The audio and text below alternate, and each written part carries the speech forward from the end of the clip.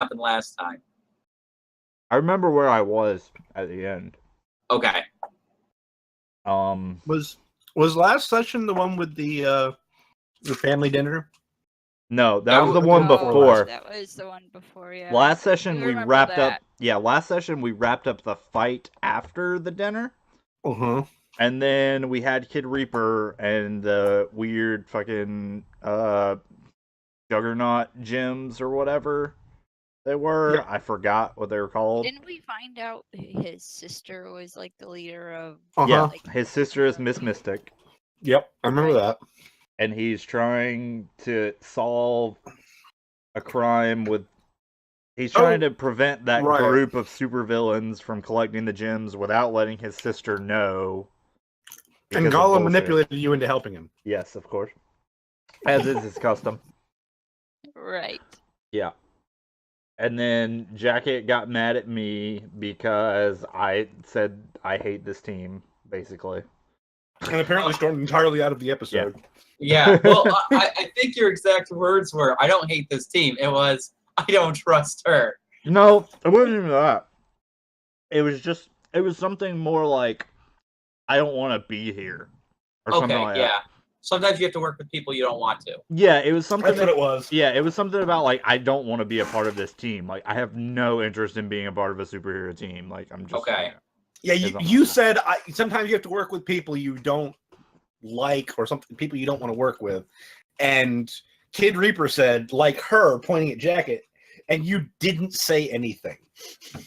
That's probably right. Which Jacket interpreted as yes. Which is an accurate interpretation, but probably still not the one that leads to domestic harmony. It's fine.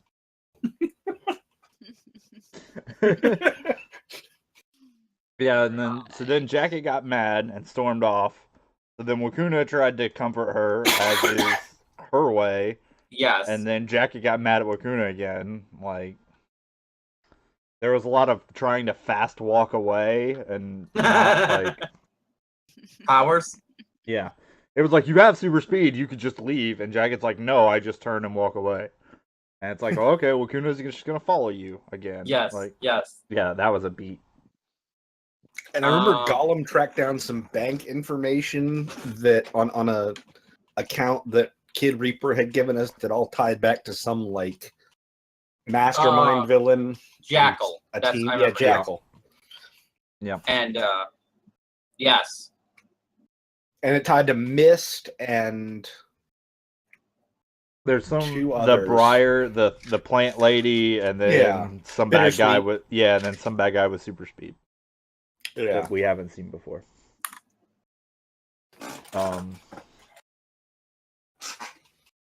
Nobody cares that Falcon's evil. Like, nobody cares about that. Kestrel perceives that nobody cares about that. Well, I do remember last game. It was a great moment. It was, I think he's evil. And Golem's like, then we should probably not tell him. Yeah. Yeah. Yeah. That was perhaps we should hide our movements. Yeah. Then lie. I also remember Golem asking for computer software or a machine or something of that nature that would help him track tech support to track whatever was altering the symbiotes. Yes. And they said that then they transferred that to you. Yeah. I just had to build it or assemble it or whatever. Yes.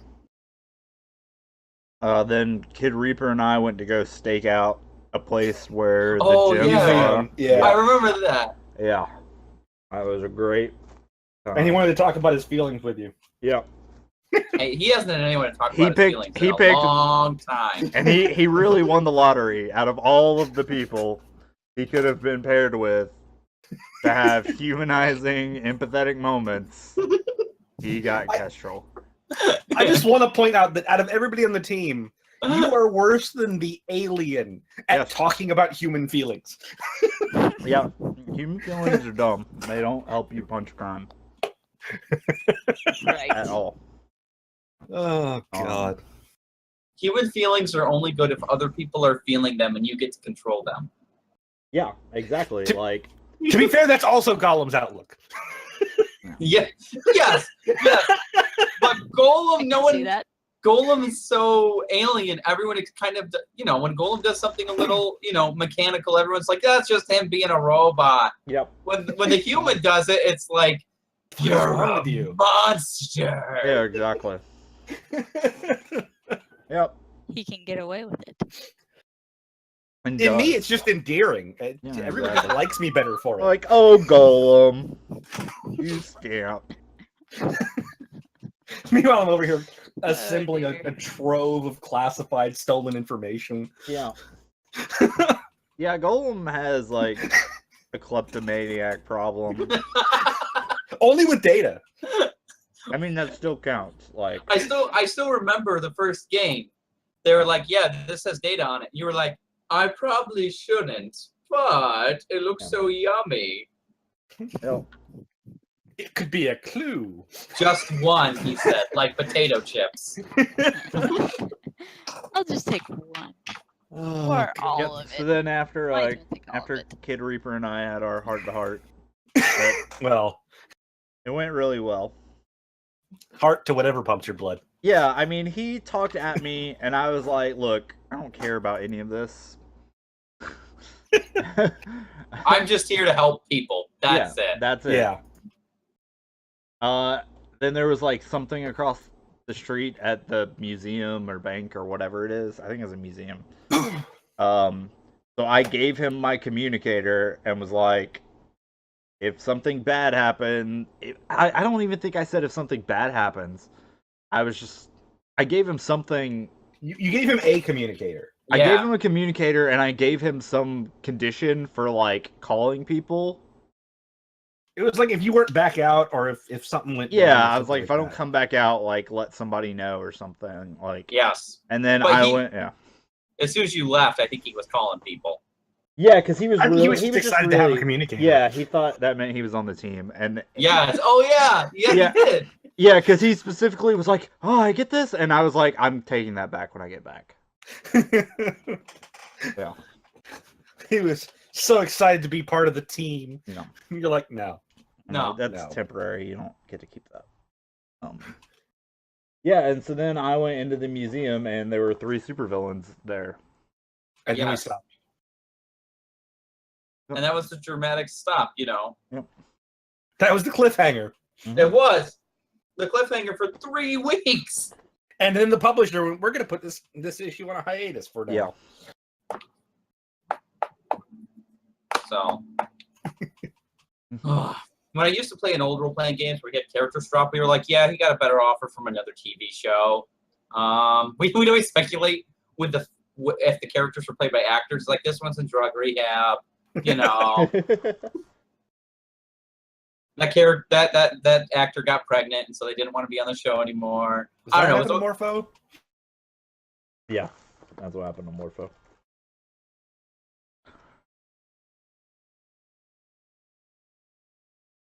She's off doing her own hero thing somewhere else. Mm-hmm. They sold her movie rights and they had to write her out of the comic. Yeah, or maybe she was like Static Shock, where another company sort of owns it and they have to pay extra to have a character in there. So unless it does super well, they're like, cut it. Choice maybe Static Shock was a fun show. It was a great show, and I like that it I did it like was a- that show. and it did all right as a comic book. The only problem is DC doesn't own it. Another Yeah. company owns it, so it has to do phenomenally well for the character to exist, which sucks. It does. DC technically owns it because they own the parent company. Like, he can exist in there, but I just don't care. Oh, see, I thought that they didn't. I thought that the other company owns. Originally, I thought it was owned by a DC imprint. yeah, originally it was owned by Milestone Comics, and they did a whole line of like black superheroes. Like they had like the black version of Superman, et cetera, et cetera. And Mhm. like Static Shock was on that imprint. And then eventually they got bought out. I don't actually think the company got bought out. I think the company went bankrupt, and the Well, I saw properties and the assets, individual properties got bought up. Well, they I saw a It's video on something it weird. like Yeah. last week. They said the other company still owns the character. No, DC owns the character, but DC has to lease the character. So every time Right. DC uses the character, It's really So, yeah. expensive. Yeah. it's really expensive. And I was just like, oh man, Static Shock is When I got into comics, I kept trying to find his comic, and he doesn't have a comic. So, I mean, the original comic is pretty different, anyways. oh, is it? It's still good, but it's different. It's not like the show. Like the show was very much made like accessible Saturday morning cartoon. So All right. So I guess we're caught up. Kestrel finds himself faced against Bittersweet, Mist, which I will probably have her change her name, because Miss Mystic and Mist. no, it's fine. Um, Little do you know, Kestrel called Miss Mystic for backup in this battle, and now you have to have them in the same scene. oh, to make good. things worse. Not Good. just, they're actually the same person. Yeah. Bum bum bum. Okay, so yeah, Kid Reaper.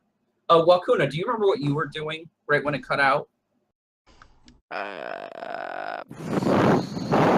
I don't.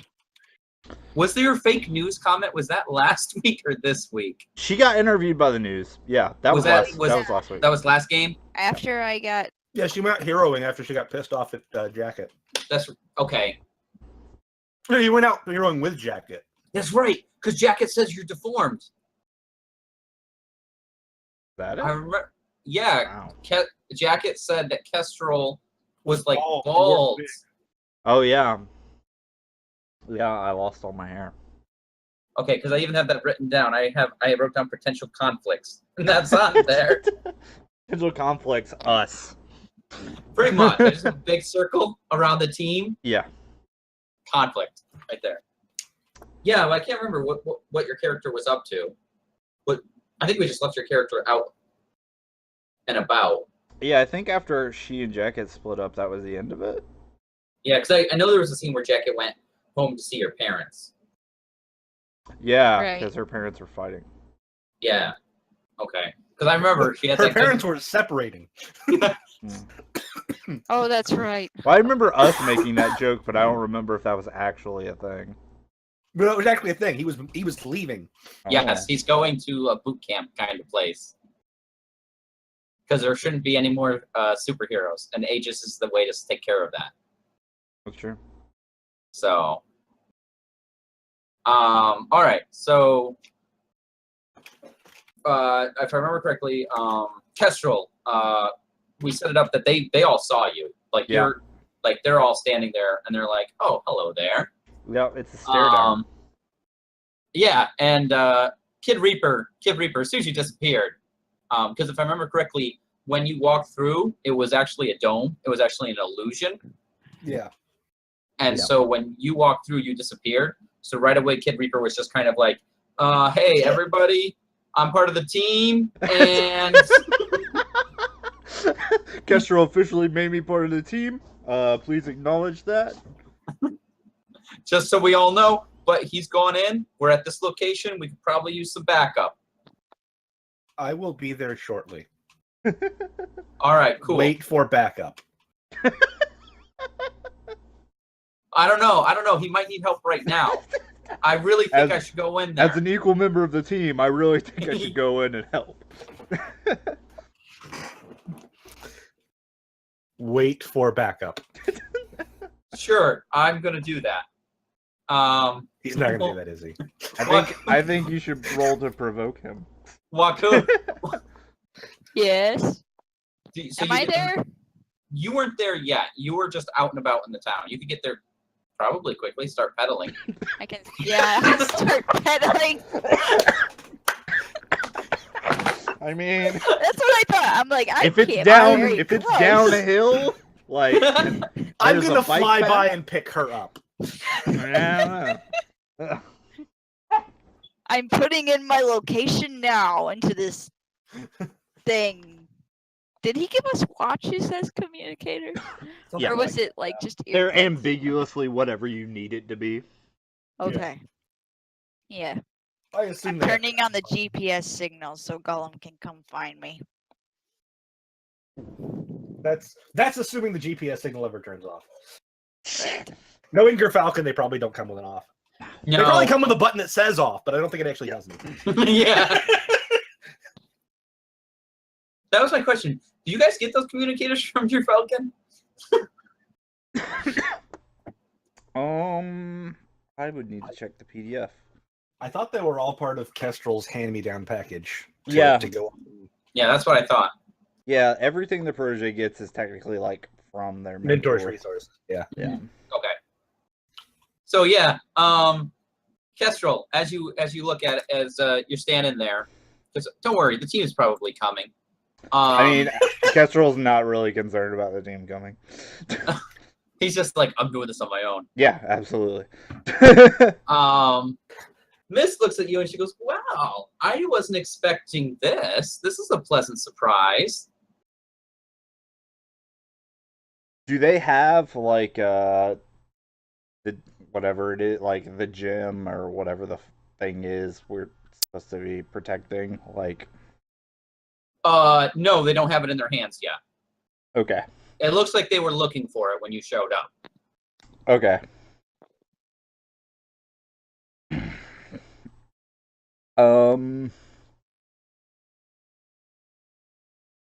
Kestrel is like, see. Kestrel's like, can't say it. I'm surprised on my end. Oh, obviously not. You're here now. And as she's talking to you, you see the other two, the speedster kind of guy. He's dressed in a lot of bright purple and orange. And he looks at you and then he just takes off and he looks like he's searching. So he's nowhere near as fast as the Flash or whatever, but Yeah. he's a low end medium speedster. And he Right. looks like he's just busy looking. And she's just sitting there talking to you. She goes, "No, listen, I would like it if you could just step aside so I could get some work done." I'm gonna assess the situation Okay. because that's a thing I'm good at. Are you right now? Yeah, I'm still pretty good at it. Okay. Still pretty, because it's superior, right? Yeah. I believe so, yes. Yeah, I'm still pretty good at it.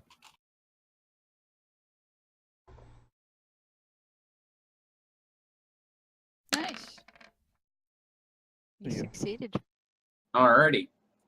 I did a thing. And I get, what do I get? See, on a 7 to 9, I get 1, but I have an ability that lets me get a second one.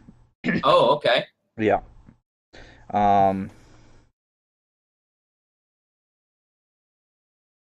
What here is the biggest threat? Okay. The biggest threat here, because of you did the research and you've studied it up and you have access to more advanced computer systems, you know that fancy looking antique boat that's off in the corner, Yeah. that looks very decorated and very kind of gaudy, you can see, you know that the artifact is there, so you know where it is. Okay. And they don't. That's the biggest threat. The biggest threat is if they can get over to that boat and they can pull that gem or that piece of the crystal loose. So that is the biggest threat. Okay. But they don't know where it is. Right. Okay. The second question is, what here can I use to prevent their escape?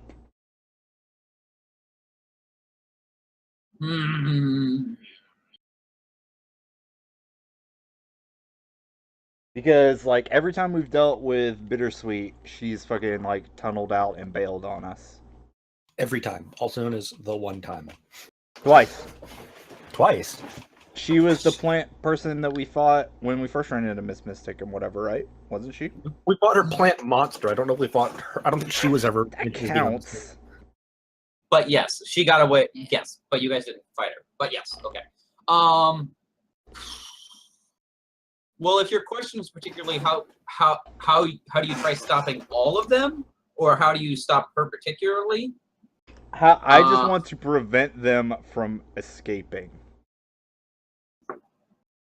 Like, his intention is to capture them and keep them here. Does the museum have a lockdown or anything? It does, but it's deactivated.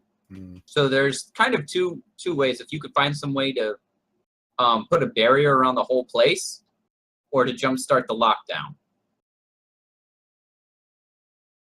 Okay. For some reason, the security system is not coming on. Okay. All right.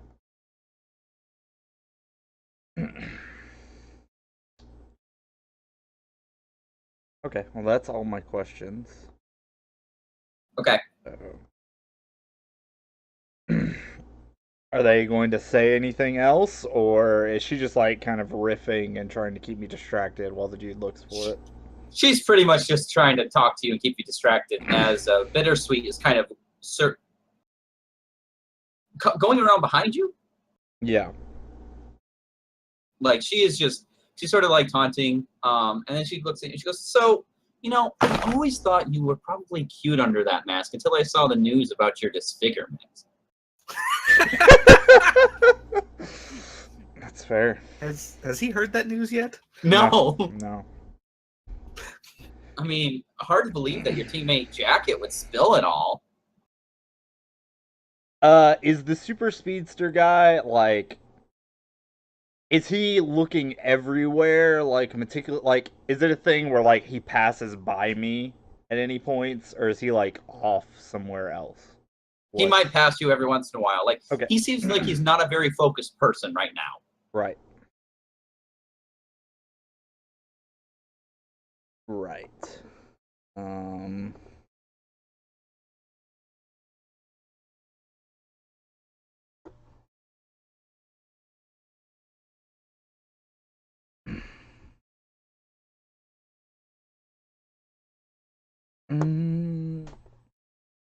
All right, I'm gonna try to unleash my powers. Okay. And I'm going to use my impossible fighting skills. Okay. To do like the thing expert martial artists do when they're fighting super fast people, which is bullshit, where they just like predict where they're going to be and then like clothesline and knock them out. All right. That's the intention. Okay. It's probably going to fail. So, this will be fun. Well, is that unleashing your powers, or is that directly engaging a threat? I assume without impossible fighting skills, I wouldn't even be able to do it. Well, yeah, but not every time you use your powers, it's unleashing your powers. Right, but I feel like it's fictionally necessary for me to be able to use my, to even be able to do it, right? Like, well, let me see. Like, I think the point is, like, you have impossible fighting skills, therefore you can go hand to hand with the speedster. Like, that's just a thing. Right. Like, if you want to unleash your powers, you could do it to, like, set it up to restrict his movement so he can't get away as fast, or he can only come at you from one angle or something like that. But I think you can just go ahead and, like, if you're just trying to take him down, you're directly engaging a threat. Yeah. Okay. And part of it is also your freak is a negative too. I mean, I didn't care. Like, I was gonna roll that anyway. But like, well, yeah, whatever makes more sense. Like, that was just like, yeah. Like, the assumption is that you are using your powers in most things that you do. Yes. Okay. So, like, if I just turn around and shoot somebody with my alien weaponry, it's still just shooting them. Okay. If you were doing something unheard of that you've never done before with your powers, like, I don't know, Superman lifting up a mountain of kryptonite, just as an example. Right. That seems like an unleash your powers kind of thing. Okay. That's cool then. Yeah, then I'll just directly engage a threat, and I'll just try and knock him out. So that'll be fun. Okay. Boom. Yeah. Okay, so that was that is the GM says what bad thing happens, right? Yeah. All right. Yeah, it doesn't say on the handout one, But you get to mark Presumably. potential. yay. Okay. So as you go to, do your kung fu clothesline up thing, he literally stops right in front of where your fist would clothesline him. He turns to you and goes, "Are you serious?" Like, I mean, really, are you? And he just goes, boom, and he sends you flying back. Cool. I assume that he is taking a powerful blow from that. You are taking a powerful blow, but I don't think you have any conditions. So I do. I have one. Oh, you do have one. Okay. I've had one for like 3 weeks. In a shocking twist, he's been angry.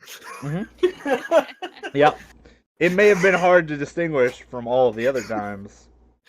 I can see that. And, you can definitely see how it's affected my constant rolling of comfort and support or piercing the mask. Yeah, those. But it's been there. All right. Does it automatically factor in the conditions thing at the top? I guess we're going to find out. If you hit the conditions button, it does. Yeah, okay. So you only rolled a 7. Yep. That's better than not a thing. A 10. Yeah. What does that mean for me? Well, it On a you 7 to wanted- 9, choose 1.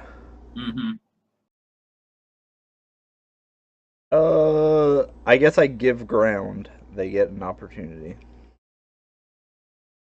Okay. So they get an opportunity on you.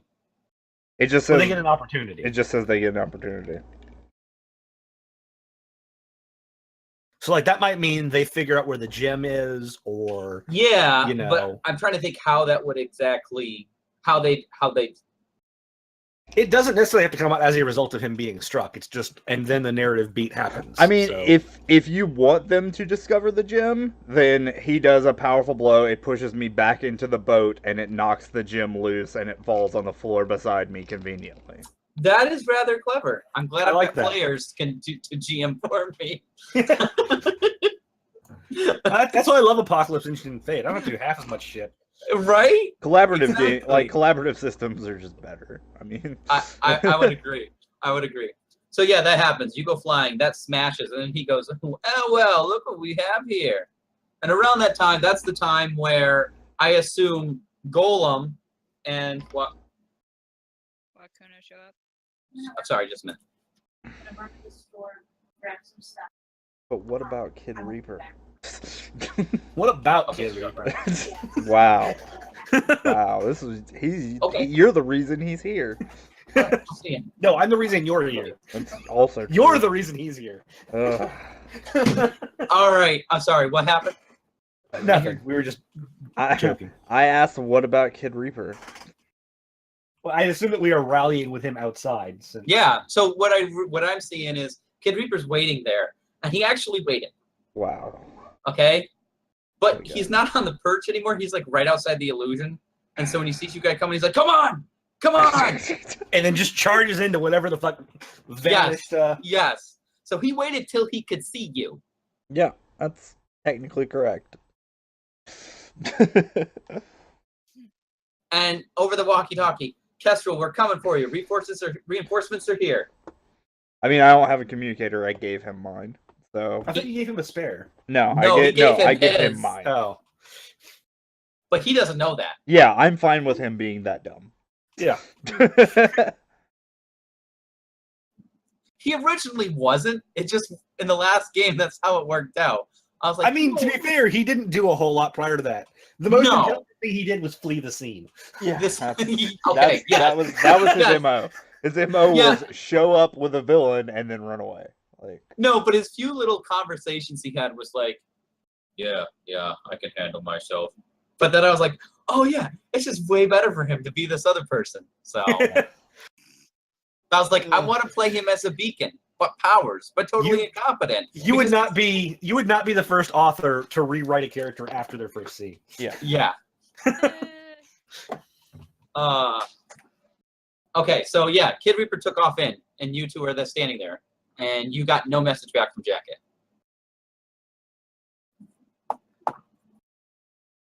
Oh. You should probably protect him from himself. Probably. Which And I one will- are you speaking about? I do not clarify. And I will head into where Kid Reaper vanished. Okay. So yeah, right as when they grab the crystal, you see Kid Reaper. He jumps in and he's like, "I got this!" And he just charges. So that's kind of the scene you see. You see Kid Reaper charge in with your teammates probably a couple seconds before. Let's do team pool. Oh. So let's go down that list, shall we? Okay, so we start with 2. I assume that Kestrel is still our leader, so that bumps us up to 3 somehow. Mhm. Does the leader have influence over every other teammate? By which I think it basically means me and Wakuna. Yeah, I do. Unless we are counting Kestrel as a teammate, which I generally would not. Or counting Kid Reaper as a teammate. Yeah, he's not. He's as Okay, much so as he you wants to be. okay, so you have influence over everybody, so that bumps us up to 4. Does everyone have the same purpose in the fight, which I think is stopping the bad guys from getting to the gym? Mhm. So I think that's 5. Does anyone mistrust the leader or the team? I think this is really a question for Kestrel.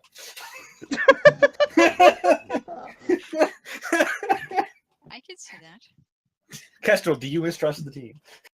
No, he doesn't mistrust the team. Okay. So we still at 5. Is the team ill prepared or off balance? I mean, we were charging into a fight we expected, so no. So I think we end up at 5. Is everyone prepared? Yep. All right, so you guys are at 5. Yes. Okay. Good. Somehow. Yeah. So This might be the worst team ever. yes, somehow you managed it. Well, we're in a fight. We're great in a fight. Yeah. Yes, usually it's the personal stuff you guys are just, things go south We on. stink it. Okay, so narrative wise, okay, so right away, the speedster guy runs right over. He grabs the stone off the ground and he goes, "Got what I was coming for." And he's starting to try to run past you guys. Kid Reaper is right away jumping towards Bittersweet, who has vines wrapping out of her hands, and she's starting to try to wrap up Kid Reaper. So that's the scene that's happening right away. And Mist is just sort of watching, getting in like the fighter position. She's getting ready, but she hasn't done anything yet. Okay, so I see the speedster grab the gem and make his line, and I'm going to try and deploy like a stasis grenade that will, slow him down to a manageable speed so that we can deal with him. Okay. So I'm thinking that's unleashing my powers. Yep.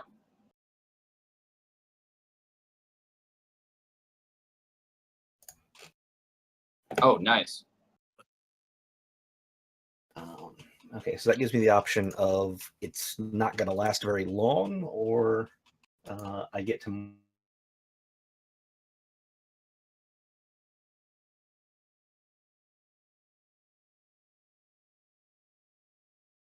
Effect is unstable or temporary.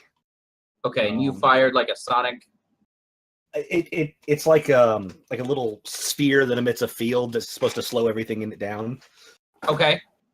Um, So which one are you picking? I will let you make it unstable or temporary. Okay. And this is the way I see it. Like it hits him, it goes off, but at the same time, because he's going so fast, in some weird, stupid comic book science, it sort of gets damaged, and I almost see it like rays of light, but not quite like that. And it's sort of like a little bit like a disco ball. So it's kind of like the field now is some people are slowing at some points and some people aren't. If that Okay. makes any sense. So it's kind of So like it's unstable. Yeah. yes, it's not just affecting them. It's not just affecting the one dude. It's kind of affecting everyone off and on. Okay. I dig it. Okay. And I will call out Wakuna. Try and retrieve the gem. Okay. So I missed somewhere. Who has the gem again? The speedster, who right now is slowed. Ish. Okay. Yeah. So did we land in on the ground, or are we still flying? Yeah, we came in. We're inside the building now, I think. Yeah. Okay.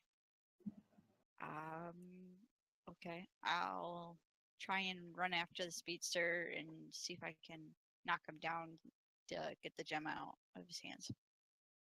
Okay. So that would be engage a threat. I only have one danger, so let's see if I succeed. And I miss, of course.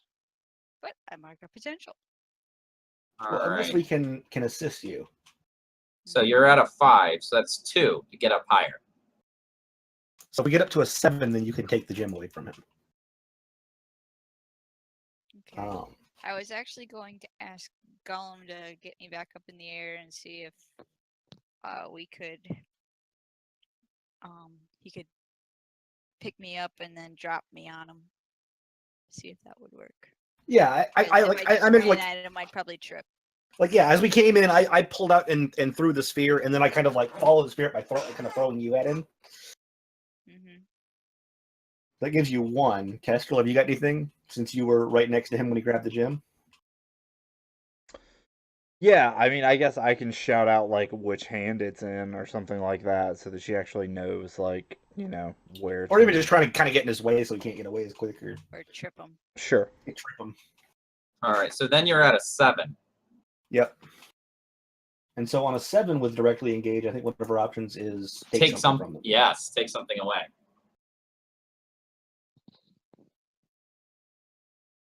So I'm Which I able to think jump is what on him and get the gem out of his hand.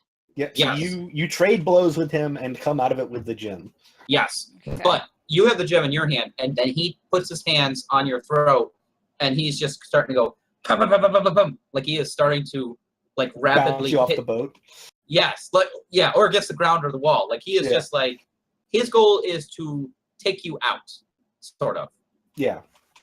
So that sounds like a powerful blow. It is. It's a very powerful blow. All right.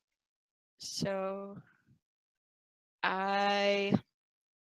since he has me on has his arms around my throat, I ram my arms down on his arms to try and have him release me. I believe that's a martial arts defense move. Yes, but Well, you still take a powerful blow. I still take a powerful blow, so do I have to mark a condition? No, you have roll to the roll. powerful blow move. Roll plus your current condition. Which you don't have any conditions, so I think it's just a flat 2d6. Yeah. Yes. Okay. And you want it to get low. Good. So you get to mark a potential for that. Okay. And he still has you. Mm-hmm. But him hitting you, like, your training has prepared you to properly brace your body. So even though you're going down, you're getting hit, you're able to make it so you're not taking as much damage as other people would. Yeah, you're weathering the storm. Okay. So can I do Savior to defend myself and release? I mean, or is that just defending other people? I think that you can probably break free of that as part of doing something else. Like if you attack him, you can kick yourself free or something like that. Or yeah, like you could try doing a super martial arts move, like Unleash Your Powers, where you're just like, I hit Zen moment where I know what I'm doing, or you're like, I'm gonna try to. Or you could just kick him in the face. I mean, yeah, you could kick him in the face, or you could try taunting him. Like, there's tons of different things. Or you can do Akuno, where you're just like, directly engage this threat. Yeah, punch him in the face. Engage, which I don't really work Well, very so- well at, but I still want to do. So just because it's been a while since our last game, didn't you have a move for when you charge into a fight without hedging your bets? Yeah, she took the bull move as a veteran Yeah. thing. Yeah, what does that one do again? Let me see. That would let her shift her danger up and another label down when she did that. Oh, yeah. down. Shift danger up and another label down for Mhm. punch everyone. Yeah. Which So, does sound like you. Yeah. Which actually would give us a team back since we wouldn't have needed 2 team to get to 7. That's true. And I'm going to shift my Savior down at the moment. Okay. Is that just for this turn? No, No, that's it shifts. It stays that way until Okay. someone changes it. Okay. So I'm going to attack him by ramming Did my you- arms down Did on you his... shift them on your Yeah, character Yes, I did. sheet? She shifted. them. Okay. And then once I have his arms down, I do a roundhouse kick to his face. Nice. Okay. See if it works. Hit! Nice. Nice. All right. So Right. you. So then after he's... Would that, like, affect him so he's, like, out? Well, Or... I'll say okay because you directly engage a threat, and there's one which is you prevent him from hitting you anymore, That's probably the one you want to take. and so that's the one I would take. So it's like resist or avoid their blows. You directly engage the threat. You didn't get any more of an advantage, but you did that kung fu move you described where you did that whatever it was. You know, you hit down on his arms and you broke free. Yeah. And you did still obviously inflict a hit as part of directly engaging. Yes. Okay. So you know. What are we supposed to do with this gem? Like, just get it out of here? Keep it away from them. Okay. It depends. So- What is your goal? They want the gem. You don't want them to have the gem. What more or what less you do after that is up to you. I don't have anybody take this the wrong way, but I'm gonna run to Kestrel so we can like group up as a team and defend off at whatever's coming. Rally! Okay. Rally. There we go. So I'm gonna run to Kestrel and say I got the gem. Now what? Do I fly over and we all like strike a team pose all of a sudden? And as you hit the team and pose, Kid Reaper is in the back running up like he's gonna be part of it. No, he's No. tangled up in fucking vines and shit. he's tangled up in vines and he gets tossed and he kind of rolls backwards and he like is sitting next to your team pose. And he's like trying to stand up. He's like, yeah, team pose, we got this. We got this. Like he's more of a beacon than Wakuna is. He is. I feel so much more mature.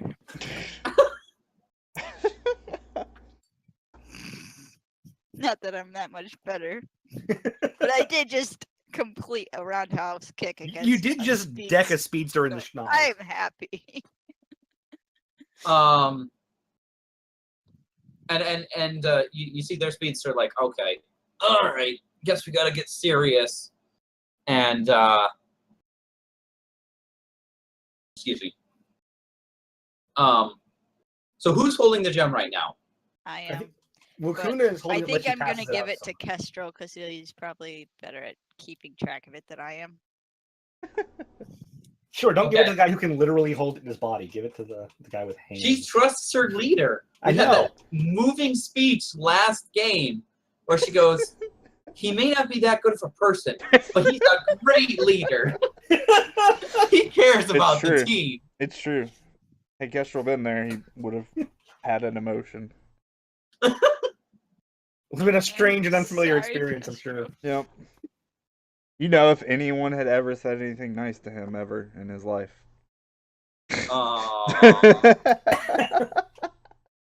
So I go, here, Ugh. Kestrel. I bet you'll take care of better of this than me, so I'm letting you take this. Okay. Plus, he probably has pockets galore. Have you seen his outfit? Good. I'm He has a relatively utility confident belt. there's not a Been pocket a in there. while. It's fucking spandex, man.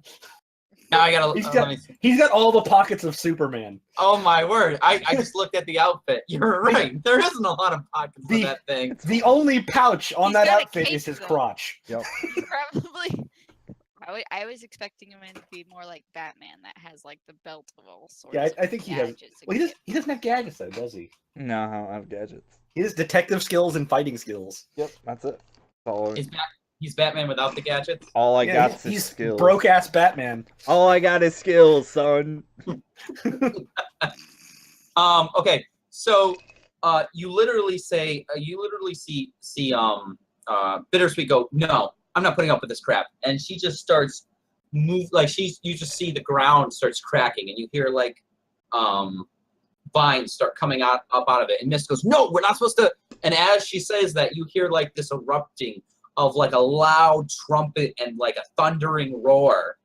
And in a big bright flash of light, this big burly guy with dark, very dark complexion, very, very, very big though, very big. He goes, "Lord Battlefield has arrived to take care of the ne'er-do-wells." And those of you who know, he's kind of like a Thor-ish kind of character, like, and he looks over at the bad guys, and then he looks at you and goes, "Oh, never mind, you have them first. Continue." So he instantly shows up, and then goes, "Oh, never mind, you guys are taking it on. It would be rude for me to interrupt your battle." And he sits back, puts down his axe, and is just watching now. Really I kind of exchange a glance at Kestrel. So he may have been supposed to be guarding this place if it gets damaged, but you guys are the heroes here, and you were first. So And somehow he's actually recognizing us as heroes. Yeah. well, you have the costumes, and you're obviously engaged in combat before he was. We've So been in the news a fair amount. well, I don't know whether he sees it or not, but No, yeah, he's not an avid media consumer. maybe not. But okay, so you see Bittersweet. She goes, "See, it's not a problem," and she literally just starts weaving some of her vines towards you guys. So I'm going to like morph my arm into an incendiary laser again and start trying to like point defense the lines and protect my teammates from them. Okay.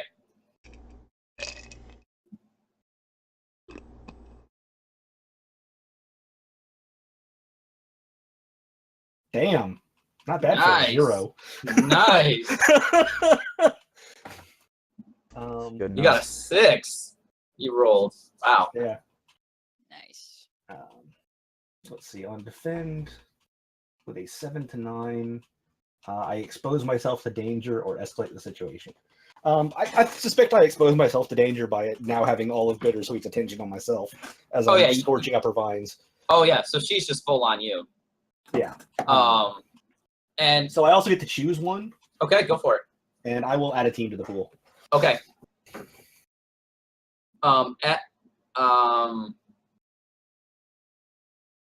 I'm trying to think who initiates next.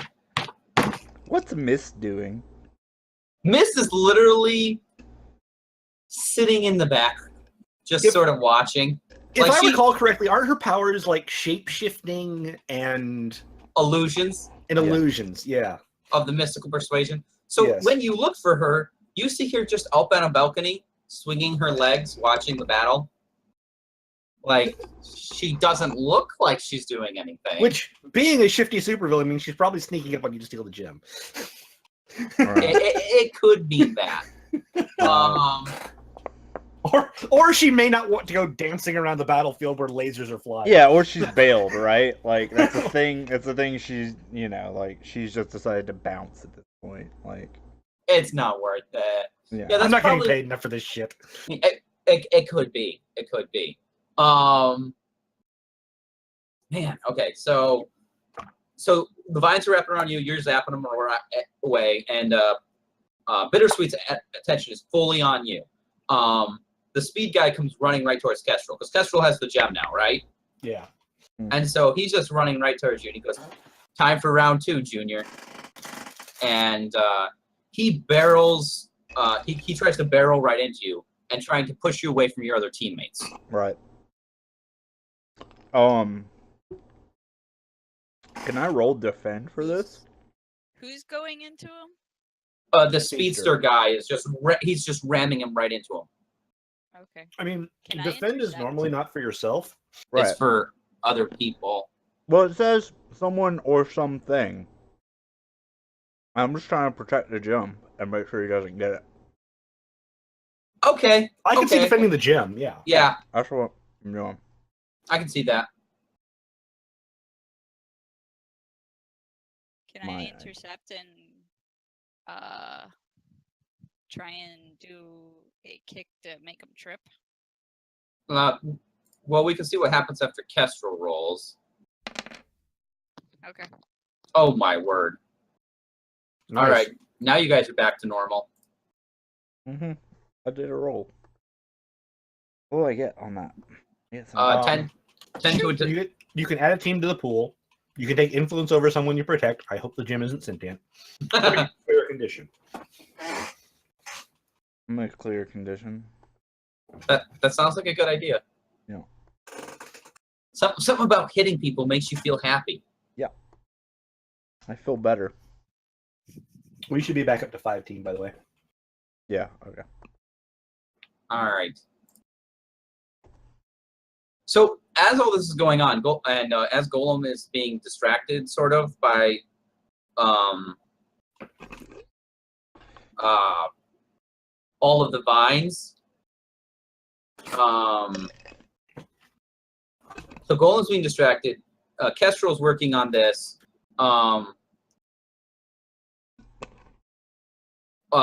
What is her name? Mist says, "Come on, guys, we don't need to fight. We just need to take the gem and we'll be good to go." I mean, it's all about getting ahead. No one needs to know. We did not let you have the last thing you wanted. Why would we let you have this one? Oh, come on. I'm just kind of taking a subtle jab in there at I know, because you took the last thing I had. It was returned to its proper owners. We both know that's not true, Robot Boy.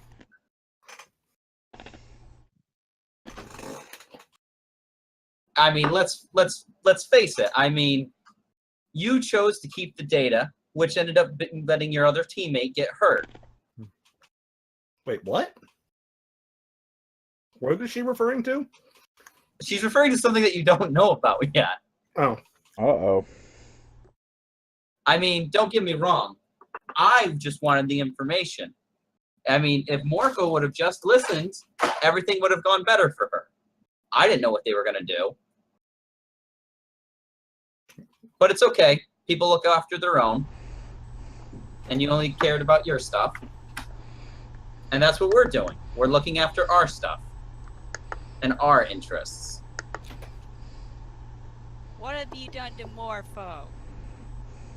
Oh, come on. You helped take the data.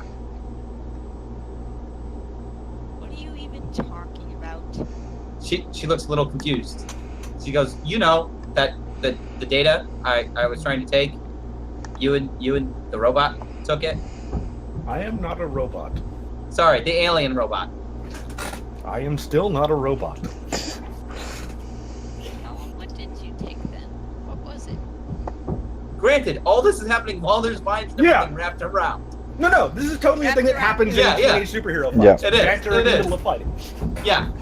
Wait, who's getting wrapped by the vines again? No one, because Golem is shooting all the vines. Yeah, basically, Bittersweet is trying to wrap us all up in vines, and I'm sitting here with an incendiary laser doing blasting when they get close.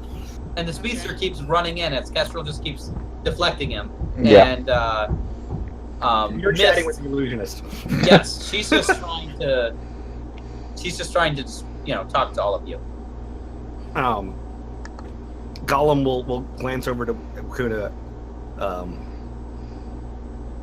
Ignore her lies. We need to end this fight.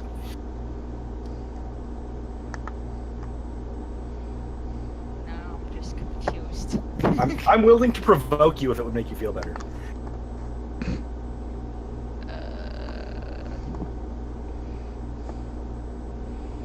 Okay, convince me better. I wish. I have my mother's. What? In the back of my head. I wish Pierce the Mask had a "Are you telling the truth?" option. I think it is the design choice that it doesn't. Yeah. So you're I provoking. mean, it kind of does with what are you really planning, but that's not gonna tell me if she's being honest about all the shit you did, right? Yeah. Yeah. But So he rolled a 9 to convince you. Yes. So if you do it, if basically I'm trying to provoke you to disregard her and deal with the people that we're trying to fight. And so if you do that, we will add a team to the pool. Okay. I give in. All right. Now, what I was trying to get her to do is and it came across so not as much as I wanted. Like, this is like, oh, I've been looking forward to this part, and I just didn't deliver it as well. And she's trying to say that you guys are as mercenary as she is, and being mercenary is the way to go. Like, she's trying to say that's the way the world works, is by not being saviors, but being. So is she saying that to me? Like, who is she directing that at? She is directing it to you, and she's talking to the group. She's saying, you guys sacrificed your teammate, whether you did or not. In her mind, that's what you guys did. Mm-hmm. So she's saying, you guys sacrificed your teammate. So in the end, you're selfish, and you guys just are pretending to be heroes. Like, she's saying that to you. She's saying that to Wakuna. She's saying being a superhero thing is kind of a fraud. And she's putting the influence. She's saying this is the way the world works. So she's trying to shift labels. Yes, she's trying to shift labels. The speech I had written out in my head didn't come out quite how I wanted out of my mouth. Mm-hmm.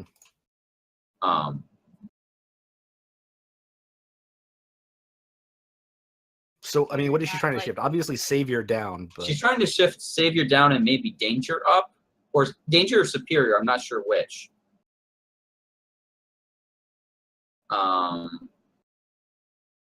I would say probably Danger, since she's putting out that we got somebody hurt by doing it. Yeah, that's kind of what I was leaning to at first. So yeah, your Danger goes up. Is what she's trying to do. But she's telling you that, heroes are kind of bogus. And is she one of the heroes? No, she's not a hero. She's a villain. But she's saying that you guys pretending to be heroes, you in the end you hurt your friend. We did nothing of the sort, and we are making a difference. So it sounds like you want to reject it. So I'm rejecting her. I think I would probably, in general, try to avoid the influence over a whole bunch of people at once, because it kind of gets gnarly in the narrative. So I would have her directed at somebody. Okay. And I think most of the banter was probably with me, because I was the one who took the data, right? Yes, but I was just thinking, well, Kuna was there too, so but okay, it can be directed towards you. I think it just mechanically it works better if you focus on a person for the thing, even though she's saying it to the entire group.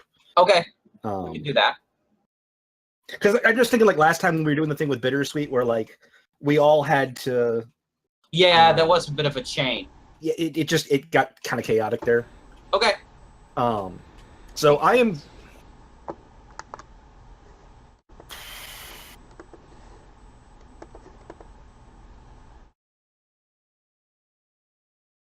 I'm really torn. I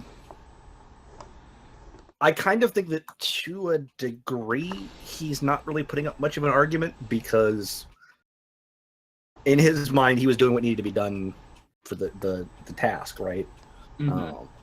But in the narrative, yeah. Sorry.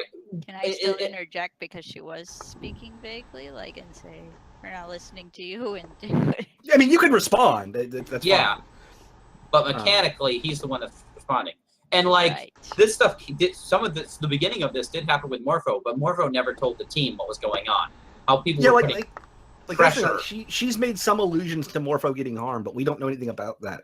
And that's why I'm thinking about resenting, because I don't think that carries much weight, because she's a fucking liar. Okay. So I think I'm going to resist. Okay, well, my question was, is it about so much that she's lying, or so much that what she's saying about the world is false? I mean, I think a little bit of both. Okay. Because, he didn't do it to put anybody in danger, and as far as he knows, doing it didn't actually put anybody in danger. So, the fundamental core of her argument is false, I think. Okay. And so I resist, which is a flat 2d6, and I get +1 because I have influence over her. That's true. That's true.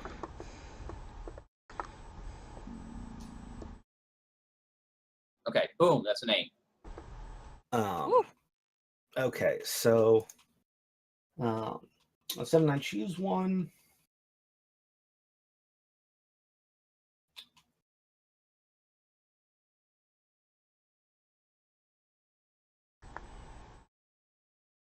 I will cancel her influence and take one forward against her. Okay. All right.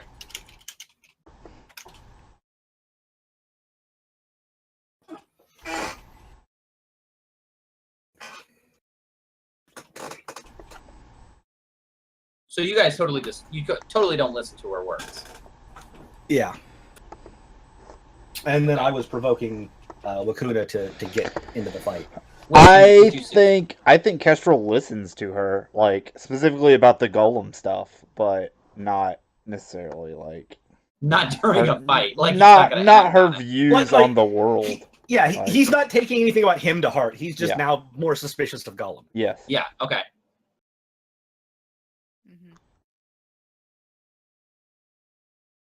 All right. So can I engage her? Because I'm Sure. angry. Yeah, she's still up on the one. Is she the one that's controlling all the vines? No, she's the illusionist. She's the illusionist that's hanging out. Bittersweet is the one with the vines. Yes. Okay. Is there a way, or You're a can I superhero. ask Gollum? Can I ask Gollum to get me up there and drop me towards her so I can fight her? I mean, I think you can probably get yourself up there, to be honest with you. Like, you're a superhero. Do some, like, parkour shit up the walls up to her. Okay. I climb Be a up the- badass. I'll climb up the wall and then try and engage and punch her in the face because she's irritating me with her Okay. lies With her lies. All right. and attacking the heart of my team. Okay. Gollum is the heart of your team. Well, yeah, you're the heart. Kestrel's the head. Yeah. Fucked up is that?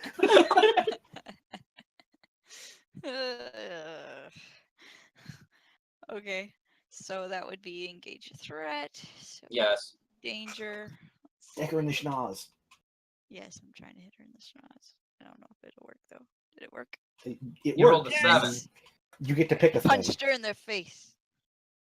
You get to pick a thing. I Yes. can pick a thing. Yes, you pick from the moves, the basic moves on directly engage a threat.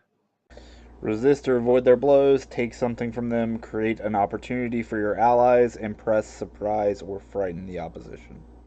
I would just resist the blows right now. I mean, I don't think she's really got anything you want, and you're not really trying to impress her. Can I take her down? But, I mean, if you directly engage her enough times successfully, yes, you will take her down. You don't get to do it as part of one move. You do not get to take consciousness from her. Yeah, I had someone try that before. That's one of my drives, to take down a threat all on my own. Okay, so you're just gonna resist her blows, and she's gonna resist you. Mm-hmm. So what you're saying is Kid Reaper should jump in and steal your credit from you right now. Yeah, no, Deny totally. you that. Steal a kill, deny her drive. Yep. No, I'm gonna try and Because he probably has like some beacon drive that's like, help the team. Prove I'm valuable. Yeah, exactly. I can Assist the see- teammate in their moment of need. Yeah, Yes. exactly. I can see it right now going, I'm going to be up there in a second. And he runs over to where the stairs are. He's climbing them up. Oh, God. I try and take her down and grab her and see if I can throw her to the ground. Now, I have a question, all right? Okay. Okay, see, I know adults have like things like hard moves or they make things happen, but I'm not sure mechanically how to engage because it's like So Lacuna has successfully directly engaged Mist. Yes. So presumably she's inflicting condition on Mist. Like, I Yes, assume that's yes. how you're interpreting it. That is So, how I'm conditioned. Yes, When, but I don't when know you what inflict to a do. condition on an NPC, specifically on a villain, that villain immediately gets to make a move. And that can either be a move that they specifically have, or it could be one of your GM moves or something like that. Yes. Now, It's so that the narrative doesn't turn into we circle around her and stomp on her face until she is no longer functional. now here's the part. I'm. Is it just she makes a narrative move, or she makes one of the mechanical moves that I've set up for her at this point? So, as the GM, most of your narrative moves should be from the mechanical moves list. Okay. A lot of the things will be like reveal information, or I know that the Sprawl has show them the barrel of the gun. So like you've got your different GM moves that are sort of your. So you as the GM are limited to your moves the same way that we as players are. Narrative can happen around them, but anything that is mechanically relevant is one of your moves. Now, when you have when you have an NPC make a move in response to being inflicted a condition, you can make a harder move. I would not jump straight to like inflict a condition as a move response to that, because that's kind of a dickhole move. yes. But like you could have like at this point, somebody gets put in danger or something like that. So like the only thing mechanically you can so it's really like narratively. Like that's what I'm trying to balance is narrative. Like I understood that an NPC villain can make a move. The problem I was having is so like when I'm putting someone in danger, I'm just narratively saying you've now made this person angry, so they are being more aggressive. They're creating more illusions. They're trying to hold you down. Yes. So it's not that anything mechanically necessarily has happened. It's just changed I think that those things are mechanical moves for the GM, though. Like if you look at the Okay. GM's move list, let me pull it up here real quick so I can be a little bit more specific what I'm talking about. It's 136. 136. Okay. No, and I don't mean to stop it. Like, please tell me how to GM. But no, I've been trying. No. I've been trying to get better at it. So, like, if you say that, she gets angry and turns around and, I mean, okay, maybe she's not a good example because she's kind of a, background villain sort of. Yes. But I mean, like, you could say like, seeing you directly engaging with her, now the speedster runs over and is going to try and jump Wakuna from behind to cover his teammate, or that would be the GM move. What is it?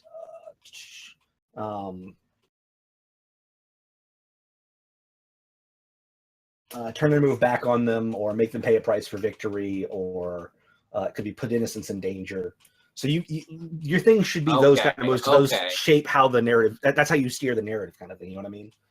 Okay. So like turn their move back on them. You decked her. Now you are now the threat they're worried about. They're going to jump you now.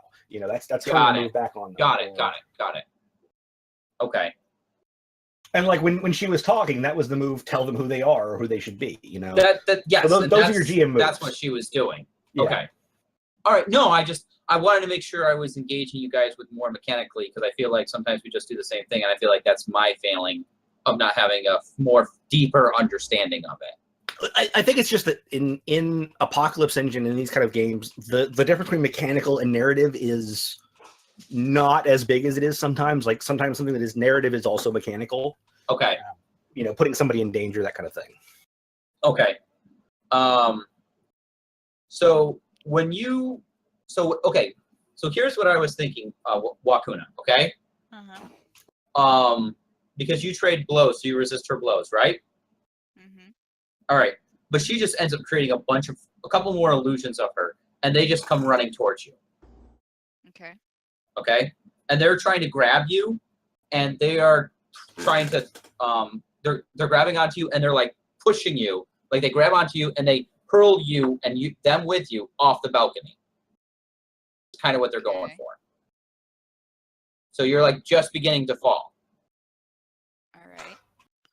So can I grab the balcony and swing down it? You mean so like I can land on my feet? How far is the balcony up? like 20 stories? I mean, not 20 stories. Like the second story. 2 stories, 20 feet. Yes, thank you. 20 feet. Yes. Okay.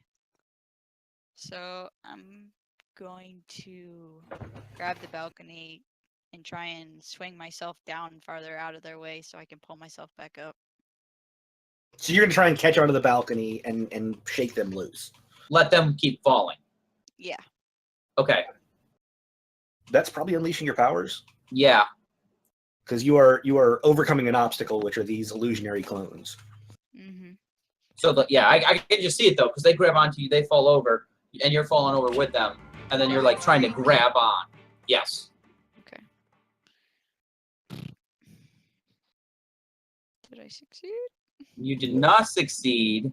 Can they? I think you could think they can add team or not on unleash your powers. Yeah, you can add team to any roll. Okay. Okay.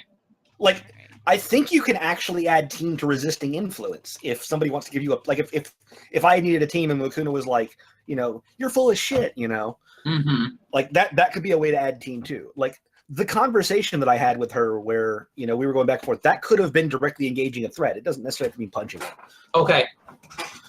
So I think someone can add a team. I can do it, or Kestrel can do it, whichever you prefer.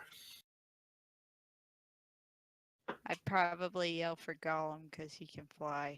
I'm up high. you're always like, I need the flying. I like to fly. It's so ableist. I think Hey, Gollum is probably I'm still, only a mortal, tangling with Bittersweet, but he probably turns and like squeezes off a couple of shots to disperse some of the illusions, Okay. to kind of shake the full weight of them off of you so you can handle the rest. Mm-hmm. So I'm able to not go over. Okay. Well, so you can mark a condition, or the GM will tell you how it's unstable or temporary. So, like in this case, that might mean you're still hanging from the balcony in a vulnerable position, or you can mark a condition and haul yourself back up over and be ready to fight, kind of thing. Yeah. I'm going to actually dangle. Okay. Kinda dangle? Essential. Okay. Because Um, levels me up actually. Okay. The speedster guy turns and he comes because it's been flashing on and off. So like actually what happens is a beam of like that slow hits some of those clones that are falling, and they start falling in a little bit of a slow-mo. The speedster turns and he just turns towards Gollum, and he is running right towards him. So Kestrel, you can see that happening. He is running towards Gollum, and Gollum is taking on Bittersweet right now. So he's coming from behind, and he's going to try sucker punching him. And he's going in and out of the beam. So at some moments, he's not moving that fast. Other moments, he's moving quick. Kind of like that episode of Doctor Who with the angels when the lights went on and off. That's sort of what's going on. It's like you can sort of see where he's headed. I will defend Gollum. Okay. I appreciate your support, teammate. You and I are gonna have a talk later. We have a lot of things to discuss. Oh, I can do the thing. I can do the thing, because I have the move. Lets me do the thing. Alright. Nice.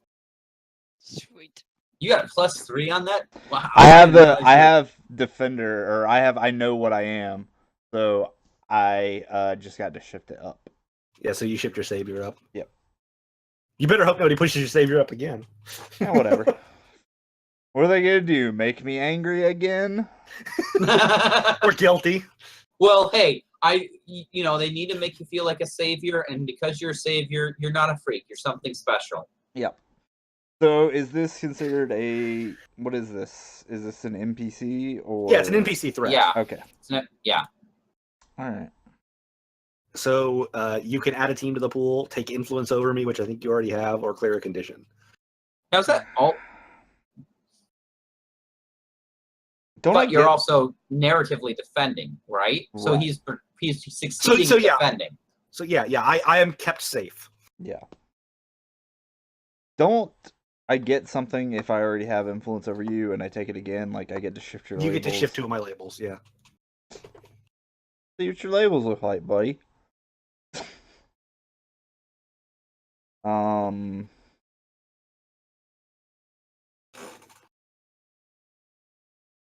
I'm a dangerous freak, but at least I'm better than you.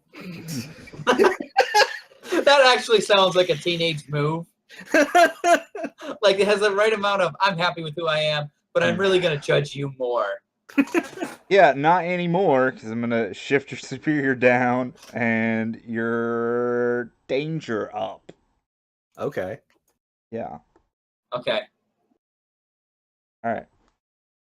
That's my move. So I imagine you shout something like, "Pay attention! Hurry up and take them down! We need to do something." You know, 'cause, I mean, you do something to shift my labels while you're saving me. Yeah. Like, quit playing around and take her down, something like that.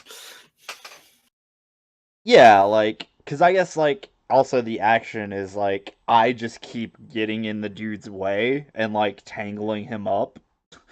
I mean, you're probably like punching and kicking at him too. I mean, Yeah, you're it's like, fighting him. well, I think it's fairly defensive. Like, I think Yeah. I tried to punch him and it's not working. So now I'm just trying to piss him off by dodging all of his shit and making him feel slow and bad at what he's doing. Yeah, so like I just keep getting in his way and like trying to trip him up and fumble with him and stuff like that while keeping the stone out of his reach, and then I'm just like, yeah, and then it's just like, Golem, wrap this up. We have things to talk about. Okay. Okay. That's the teenage equivalent of wait till your father gets home. Yeah. Pretty much. All right. So when he's doing that, I'm gonna kind of like whip around and shift my other arm. So I've still got like my one arm is an incendiary cannon. I shift my other arm into a concussive cannon, and I'm gonna try and just blast the speedster to get him some breathing room. Okay. Ooh. What do we got? 5. Okay. I mean, I can help by tying him up, but that still leaves us one. Wakuna can do. Where are they located? Are they like literally right under me? Yeah, we're basically underneath you. Kind of, yeah. And you do have a Can sword. I Throw your can I- sword. No. I'm throw? okay. No, I'm gonna You try throw to bring yourself. down on him with the Okay. sword. So Timber. I almost imagine, like, you know how when you're like in a pool and you go to do that underwater twirl where you push off the diving board. I Yeah. almost imagine you lift, like you're holding on like this. You lift up your legs and then you just kick down. yes. You launch yourself downwards more than drop. I like it. Yes, that's because that just sounds like your character. Like one moment you're dangling, like, oh no, and you're like, wait a minute, there's a fight down there. What am I hanging on here?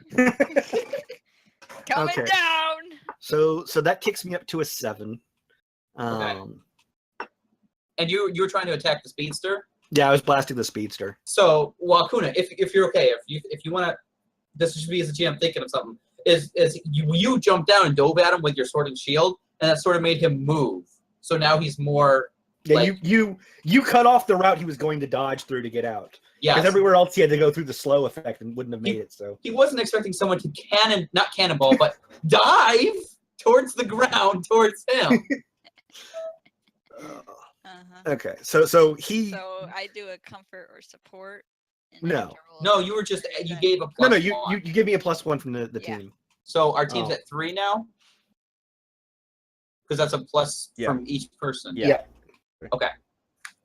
It's a Um, good thing, I guess, you raised up that team with those defense moves. Yeah, no. So let's see. Do I want to resist the blows?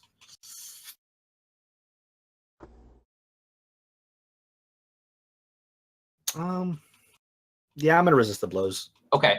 So I went back around and fire off my incendiary laser back at Bittersweet so she can't capitalize on my distraction. Okay.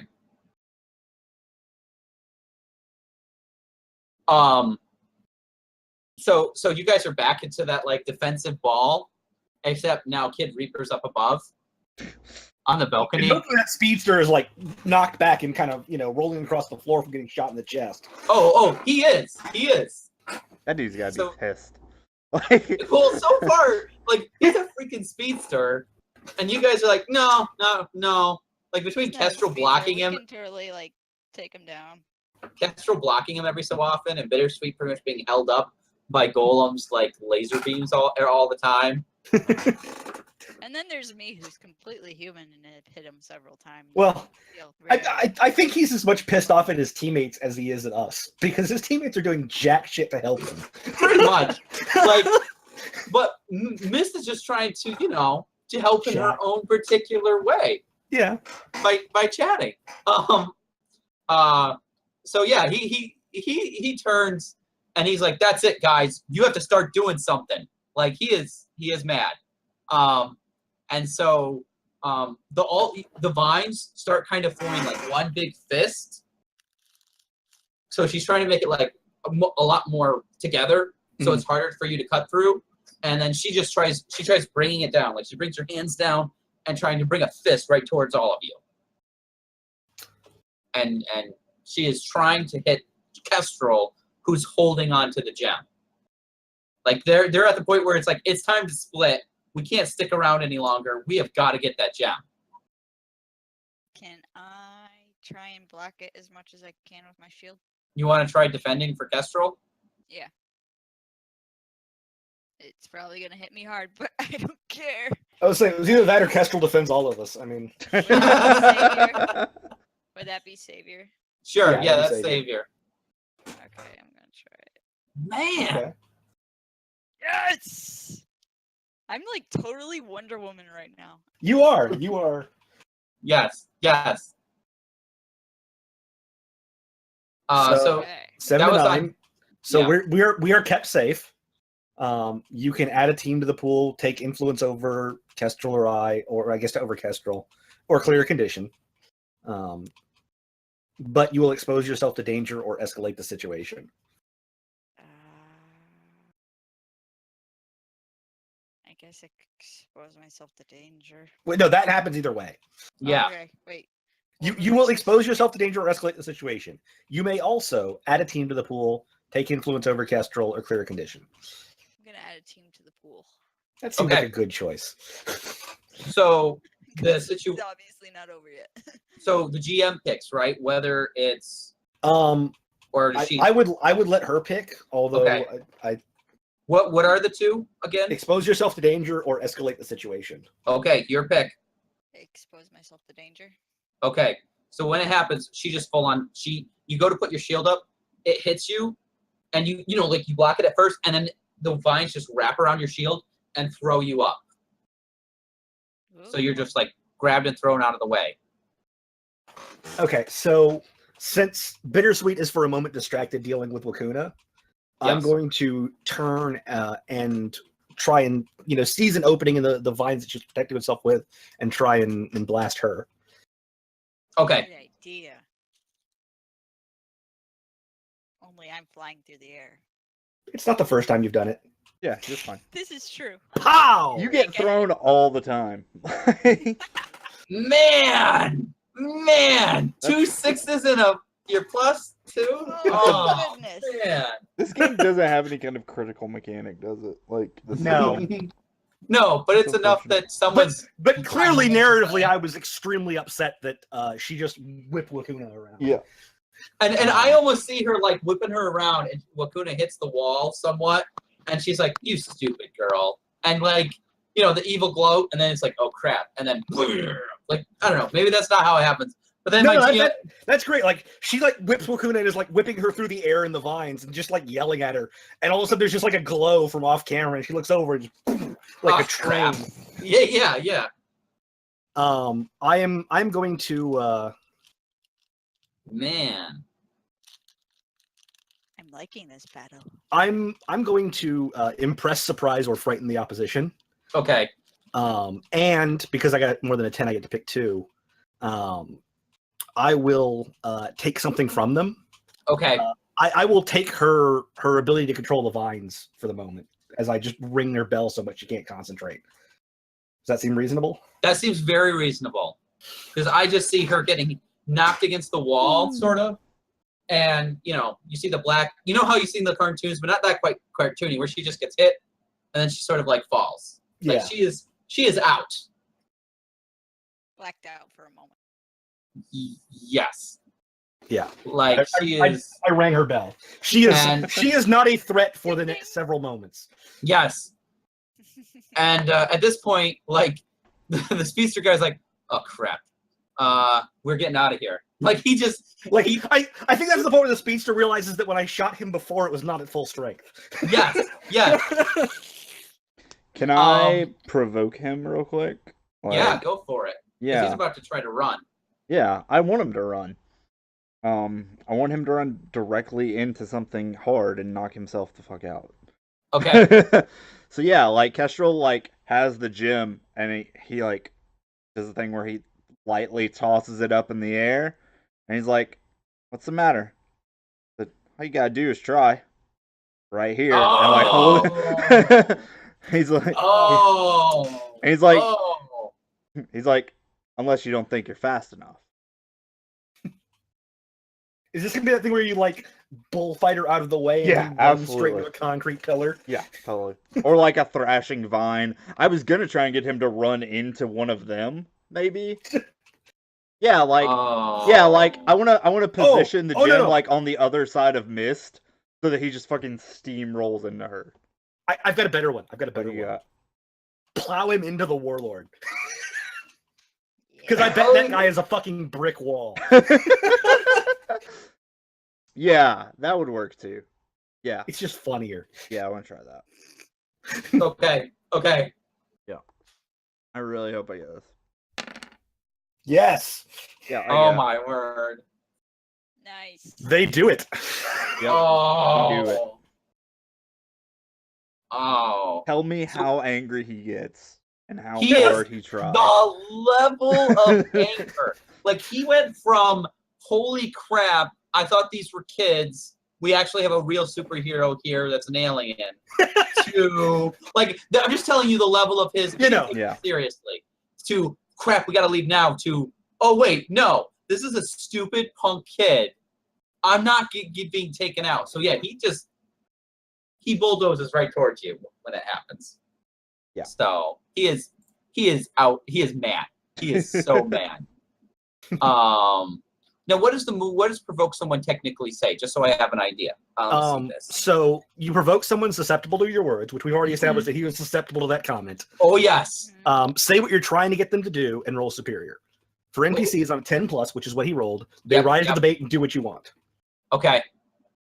Now does that mean the whole tripping up thing just it mechanically happens? Or He does do what he that need wants, to be a separate roll? or is that a separate thing? That's what I'm Um, trying to figure out. Because he's going to attack him instead of running away.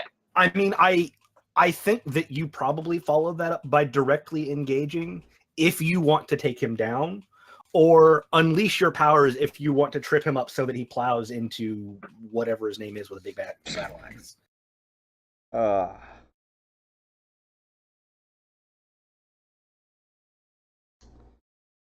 Yeah. But basically, the question is: are you trying to directly engage with him, or are you trying to reshape your environment by getting this other guy involved in the fight? No, I don't care about getting him involved. I'm just trying to get. Yeah, I just wanted to put him in a position where he wasn't trying to escape and he could be taken out. Well, then you have succeeded at that. He is staying in the fight Yeah. now. Yeah. Yes. Yes. Yeah, so I guess I'm engaging. I guess that makes Okay. Okay.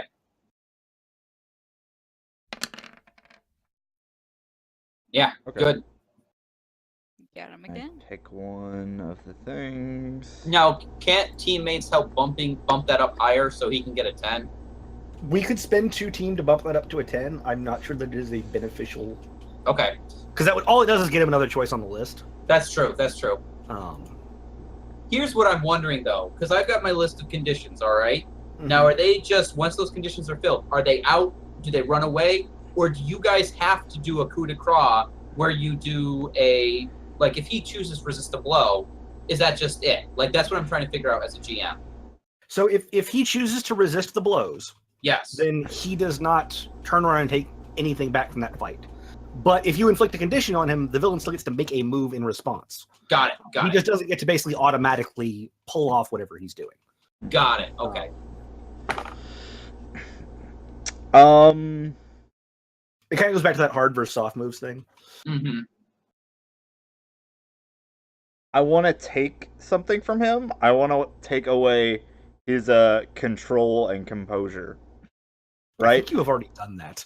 Well, like, but like that's the moment of like I'm shifting from fighting him to making sure like where he's running where I want him to run, which is into something solid and knocking himself out. Right? Oh, okay. I see what you're trying to do. Right? Like, yeah. I mean, I think that is just how you directly engage him, right? You bait him into running into something, and that is how you inflict a condition. Yes. Okay. Like, I think that's just that you could just roll that into the move as part of the narrative. Okay. I mean, if you resist their blows, then you dance cleanly out of the way. Yeah, while he if I plows into don't, the yeah, wall. if I don't need to do that, then yeah, I'll just resist the blows. That's fine. Okay. Okay. All right. So Yeah, you were engaging him by bullfighting. Is basically what's happening. Yeah, that makes sense then. oh my word. And I think your provoke has already got him thoroughly enraged. Yeah. Uh, Look, Kestrel's really good at pissing people off. That's You the are. Thing. That's You the are. thing that doesn't really get enough praise. I can see So- that. you are Spider-Man versus the Rhino here right now. Yeah, I mean, absolutely. yes. Yes. Only he's a skinny speedster, but Right, pretty but much, at, yes. but at his rate of acceleration, his mass is like, whew. Can I throw my shield that is like in front of him as he's charging and trip him? oh, I mean, you're faced the other way, so you could technically throw your shield behind him and hit him in the back of the head.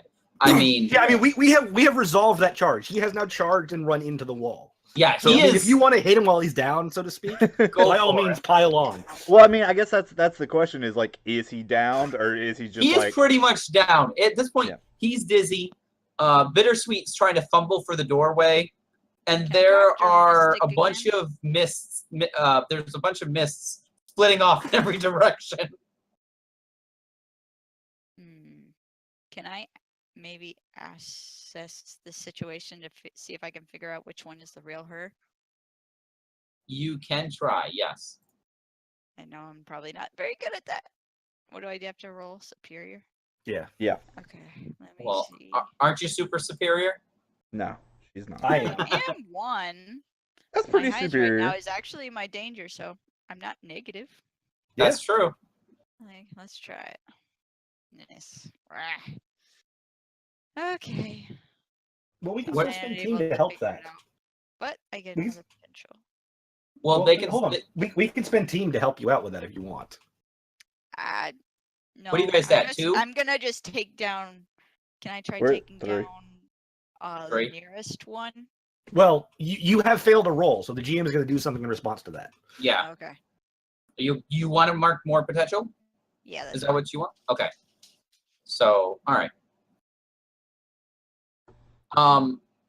So let me look at that. As you do that, there also ends up becoming a couple more illusions of Bittersweet and the Speedster, and they also start running in different directions. But not running very fast. Most of them are limping. So they're probably not going to get that far, but there's definitely an extra bit of distraction around. right. So Bittersweet's probably, Mist is probably going to get away. So I'm going to pull out another one of my alien grenades. Okay. This one is a neural scrambler grenade. So basically, it shorts out people's brains for a moment and kind of Okay. It's designed to stun them more than Got it. It's the non-lethal grenade, and I'm just going to lob it into the biggest cluster of illusions and hope I can get some of them. Okay. Let's see the roll. I'm thinking this is unleashing my powers. Yes. Yes, it is, sir. Oof. Oof. Anybody want to help? Sure. I can help. Okay. I don't know how, but Maybe you kind of herd some more of them into the blast. You cut off the Well, I escape was route, so they're already- forced to I run was into already it. trying to chase at as many of them as I could, so Yeah. yeah. So that would make it a 7. Would that succeed? That would give Use me one team. either I can mark a condition or it will be unstable or temporary. I will mark a condition. Okay. I am angry. All right. So here's what you see. You see a bunch of illusions run away, and as the blast goes off, you see two of the illusions just drop. So both the Speedster and Bittersweet are completely out. They were not able to get away at all. And some of the other illusions start fading out. But you do not see Mist really anywhere. Yeah. I mean, I have been assuming that she is already running before the illusions appeared, so. Pretty much, yes. Yes. The minute someone shot a big blast and the Speedster got taunted back into a fight, she was like, yeah, this is going south. Good luck, people. You guys got this. I'm out of here. Yeah, pretty much. And so you see Kid Reaper, he jumps off the balcony and he lands next to Bittersweet, and he goes, we got you. And he's like, we did it, guys.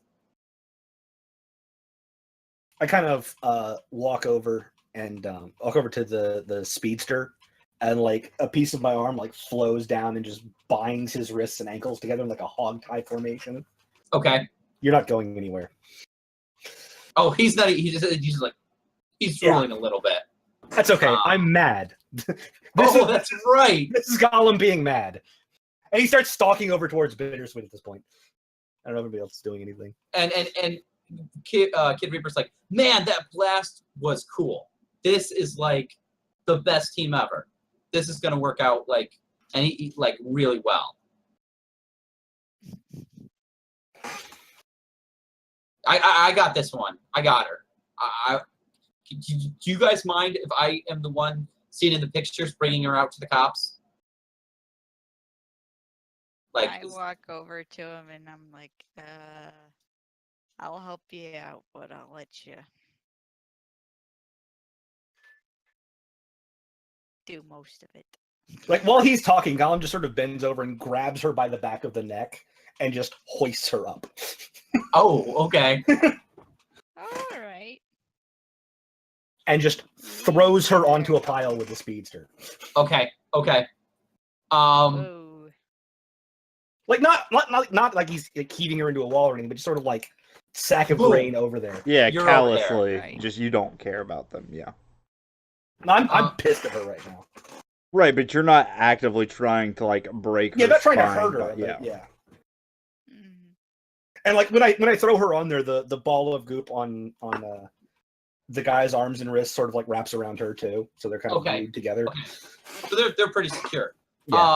Radical shapeshifting. God, it's a fun power. It's weird, creepy shit. Wakuna, Mhm. Lord Battlefield walks up to you and he goes, I'm impressed. I'm impressed with all of you. But you, young warrior, you fight with a determination. You charge straight into battle. You let nothing waver you. You turn adversaries, send them fleeing. Like, you just charge in without thinking about it. That's impressive. You earn the respect of a hero you admire. Yes. Does Wakuna admire him? Does she have like a poster of Lord what's his face? Like Battlefield. Lord, Yeah. Lord Battlefield. Lord Battlefield. Lord Battlefield is sort of like I'm trying to think how to describe him, but he looks like a Persian, like I'm trying to think how to describe it, like a very muscular, like he's got animal skins, very like He is the Black primitive warrior Panther-ish. archetype of. yes, and he's also though he's big into fighting fairly and being honorable and not being sneaky. Like he isn't quite a Superman. He's more of a Thor-ish kind of guy. Yeah. Honorable battle and single combat and all that. That kind of thing. Yes. And he looks at you and he goes, if you ever need to know more about the great art of war, you need not but just ask. Thank you, sir. You have great Standing potential. up straight and just looking stern and respectful. So So he gives you like this big slap on your back that almost knocks you over. And he goes, I can hear the cheering of the crowds coming. I I shall depart so I do not overshadow your great victory. I would not want them to think I had anything to do with it because you are so honorable. Because I am so honorable. Yes. Yeah. Had to a little self-aggrandizement in there. And Oh, humble. just a little bit. Yeah. Yeah. I say, okay. So yeah, and he picks up And I his walk axe. over to my team. He picks up his axe and he, like lightning, like Shazam lightning. He's gone. Cool. And you do notice you can hear crowds of, some kind of people getting closer. I want to try to find not tracks, but I want to try to discern where the real mist went based off of clues around. You were here. trying to unleash your incredible detective skills. Probably, yeah. Okay. I'll probably not do well with it, but It could happen. it could happen. Hey, I pulled a fucking 9 on the 0 mod. So That is true. I have That a is -2 in it. But I still believe in you. that is unfortunate. I would need both of you to help me.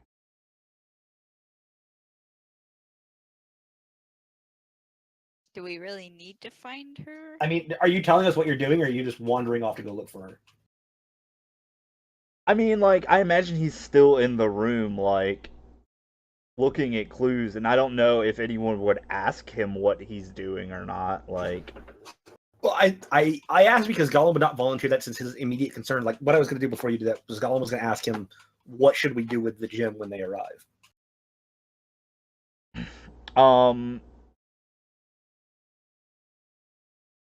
Then yeah, no, while he's looking for clues, I guess Kestrel is gonna be who's the Even if last he just person? mutters to himself, where the hell did she go, or something like that. Yeah, well, there's some of that, and he probably turns to Reaper and he's like, "What's the last place you saw the real mist at? Which way was she facing? Which way did she go?" She went that way. I think. I don't know. There's a lot of them. Yeah, and then he's gonna double check with Lacuna and yeah, he's just gonna try and gather information from them and piece together the clues, I guess. So if people want to assist, they can. Yeah, if he's asking around, I imagine Gollum pulls up a little display box and starts doing a thermal scan of the room or something like that. Yeah. Something Alright, to so the help him I was out. last fighting or minions or doppelgangers over here. Okay. Well, if they both spend it, that pushes me up to a 7, which means I Okay. get it. She scattled. There was a back window that's slightly open, which you could tell she came out of, that led down to a back alley. Okay. Where she went from there, She may have had a car or taken off running or something. yeah. I mean, there are tracks for a vehicle of a motorcycle, but Motorcycle chase? well, she I think took she got off. one. She took off quite a bit earlier. Hey, that's I don't fine. think she could afford to get captured. Gollum used to talk Again. all the time about how much faster than motorcycles he can fly. I have to know where she went to do that. But no, Gollum will ask Kestrel, what should we do with the gem?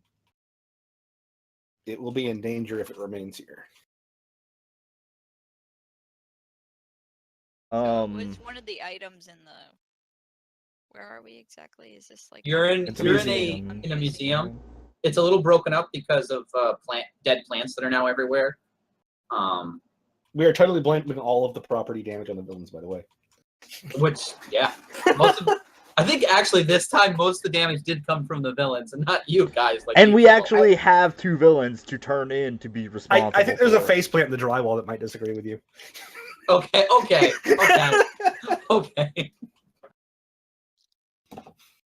I mean, that's his fault. He ran into that wall. It jumped up right in front of him. Yeah, I was came not out of nowhere.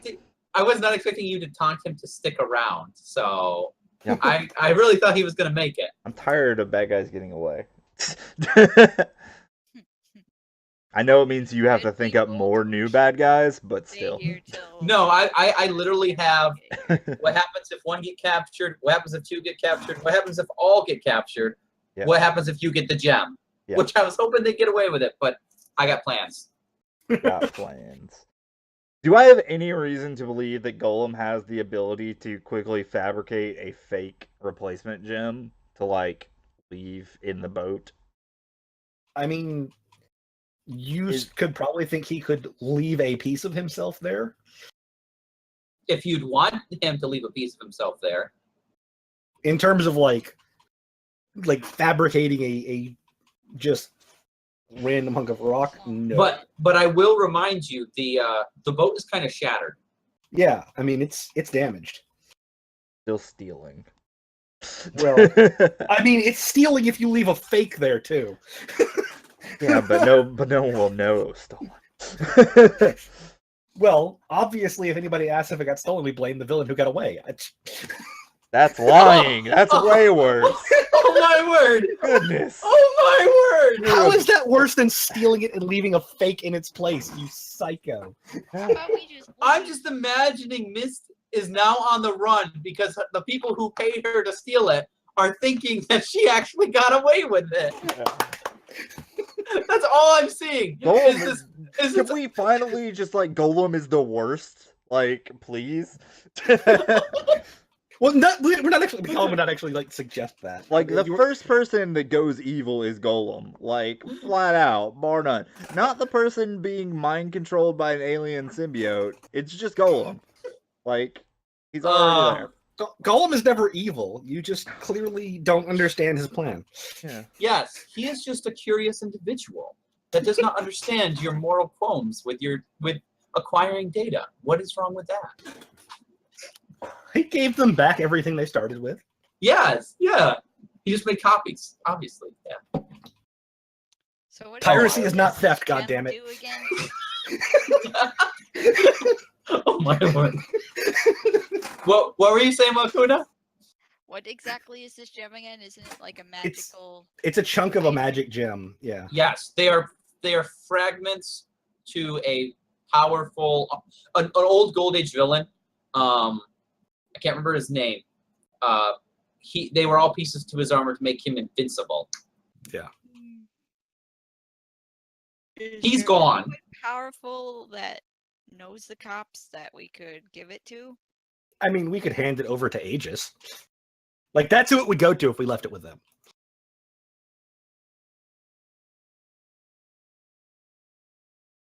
The only question is Aegis involved with it or not?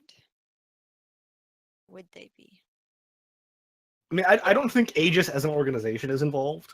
Though whether the Jackal has people working inside Aegis, given that the last place we saw one of the people we just fought was in an Aegis fucking jail cell. Yeah. That's true. I say And oh, by the way, that was like 3 days ago. It was. Leave It was with it. about 3 days ago. we're just gonna leave with it. You're just gonna leave. Makuna's I like, mean, I think we should take it.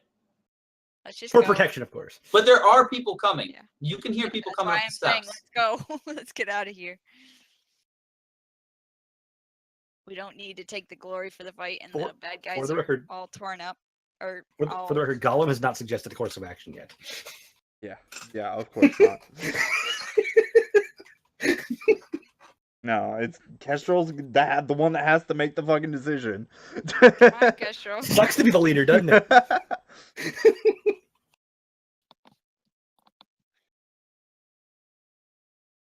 Trying to lie to them about it isn't going to change things very much. In fact, it'll make their trust of us even worse. So let's just Well- go. We're So- just taking it to protect it. So just sort of on the thought process level, we do not have to lie to them about anything. We just don't tell them anything. Right. Right, we'll just keep more secrets. That is Yeah, that's historically worked for us what well we're so great far. at. Yeah. Yeah. Yeah. That's what we're super good at. Welcome to the team, Kid Reaper. Fucking never tell anyone anything. I'm in. No. Gollum's not actually saying that, but Might as well be. Isn't there any like superheroes that we trust? No, there's no one you can trust anywhere in the world. Everything's a lie. Nothing is beautiful. I mean, so Kestrel has just learned that his mentor may be engaged in alien bioengineering, so I'm not sure that he trusts anybody right now. No, Wait, no. wait. By I know who we can give himself. it to. Who can we give it to? Jacket's mom. No, we're not gonna give it to no. That not? would put her mother in danger.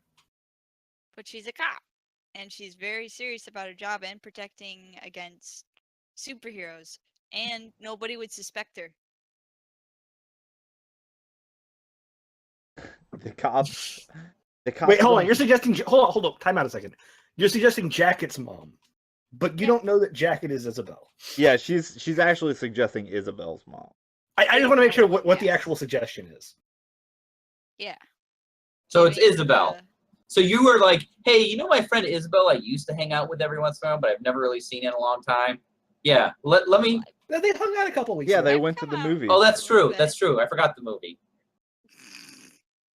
They went to the movies. Yeah. Yeah, I mean, I imagine that Makuna's going, hey, look, I know a cop. We can give it to her. No, and then Kestrel's like, no, that puts her in danger. Regardless of her intentions, she doesn't need however many supervillains end up on this guy's payroll knocking at her door. And then that just puts her and Isabel, your friend, in danger, and maybe even you and your parents, depending on how much research they do.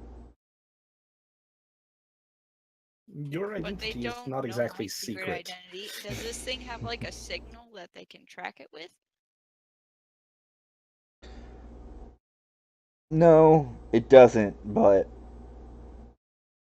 Kid Reaper, is there any way to track this magical thing? I Through mean, magic? they had to be Look- finding them in the first place, right? Well, like- Well, it was in a museum. Well, so you can... it was you- out in the public eye. Well, but it was part of a boat. They didn't know. Yeah, and then the other one was just in that old dude's house, right? Yeah. Like, Yeah. And he goes, listen, it's not really, it's kind of shielded, so it's really hard to locate through, like, magical means. Most everyone found it through research. Yeah. That's why I came to you guys.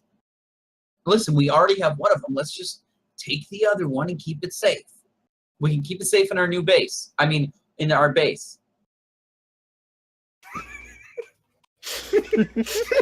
How long is it? How long have we been debating this here? There's got to be people starting to. I mean, put most into of this, a lot of it is just us talking it throughout a character. Yes. yeah. I think the only like 2 or 3 lines of that were actually in character. Like you turned to him and asked that. You were suggested like- Isabel's mom, then you turned to Reaper, and then he said, "Probably not. We should keep it."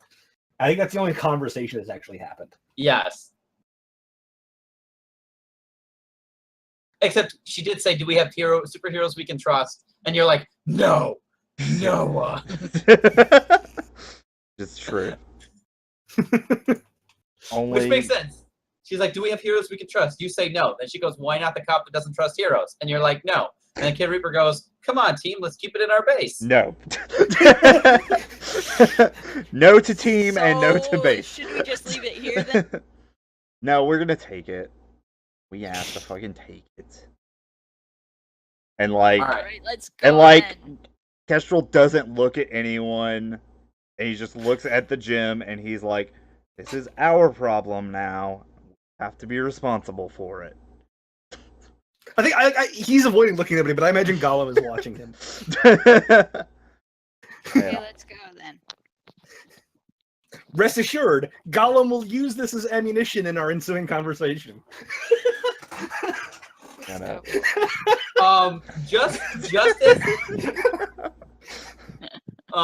Just as that, the big GF walks in himself. Motherfucker. You have the gym stashed somewhere though, right? I Not, like, assume in your at this hand. point. Yeah. Yeah. Yeah. Like you tuck it into your pocket and he walks in the door. Of course. Yeah.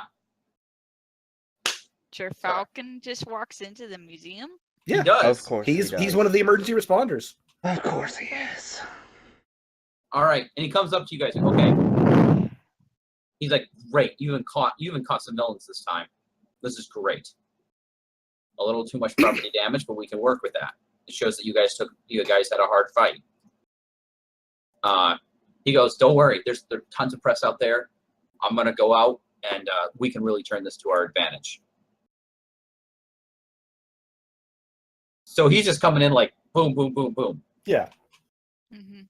It's I just just- like, Just here's how like, we spin it. Don't know how to respond to him, so we're just all being quiet. Gollum is letting Kestrel deal with it. Yeah. We're just looking at Kestrel. I got I have a press conference set up. It'll go quickly. I'll come out. I'll call for one. We'll do this. We'll hand those guys over to the authorities. So me and Gollum pick up the bad guys and take them out front to be shown Kestrel to the turns press. around. Kestrel's gonna turn around and walk up beside Kid Reaper and go, "You should let our newest member handle the press conference. What? It was What? his lead that helped us stop everybody in this the crime." room looked at Goes, Kestrel. Kid Reaper! The I don't know unconscious if this is a villains good are giving idea, and Kestrel I'm suspicious horrible with the looks. press. Kid Reaper literally goes, what?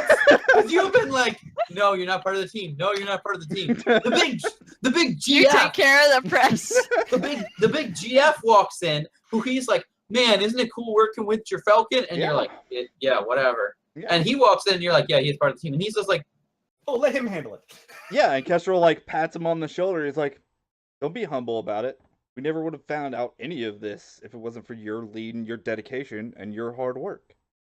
He's like, "This is your time. This is your spotlight. The press will eat it up." and he looks at you and he goes, actually? And he steps back and he looks at your whole team. He's like, this actually works out really well.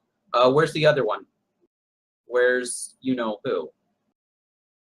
The one who does terribly on camera, if is ever on camera anyways, not a big Yeah. loss. Okay, Okay, that don't works say out that. even better. Kestrel. He goes, good. I just need you guys to come out. We got this. So he's encouraging all of you. So, well, Kuna, you said you were starting to carry out some of the guys. Kestrel's gonna like I pick step up the to vine Gerfalcon, lady and kind of throw like her over my shoulder out front. Kestrel's gonna So you- kind of try to privately step up to Gerfalcon and be like, he should do the press conference, but you might want to take him aside and give him a little coaching. He's never done the PR thing before. Oh, it's okay. He'll run at the mouth a little bit. Maybe give him a few moments of private Gerfalcon tutelage. He looks at you and he goes, oh, don't worry. I don't actually need you to say something. I just need you to stand there and not be stupid. So, Damn it. it's just a quick timeout. Like, as you were saying that to Gerfalcon, what popped into my head was at the end of Men in Black, when Kay is talking to Jake, he's like, I haven't been training a partner. I've been training a replacement. And I just Yeah. pictured you, like, grabbing Kid Reaper and putting it in front of Gerfalcon and ducking out the door. It wasn't even that. I was literally just gonna scapegoat him to escape. Like, the goal is just like get him to fucking take like 2 minutes to teach this guy how to not be an idiot, and I will sneak out the fucking window. And he Leader. and he responded Back with, door. oh, Yeah. don't worry. If you don't want to say anything, you just have to stand there and look pretty and not be stupid. Like, that was his response to you. Yep. I just need you in the photos. Yeah. I just need, yeah.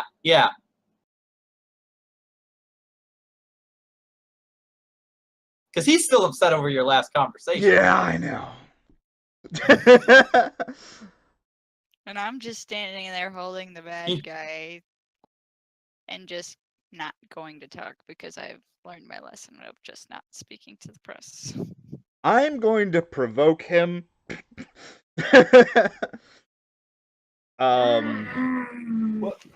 What are you saying that he is susceptible to?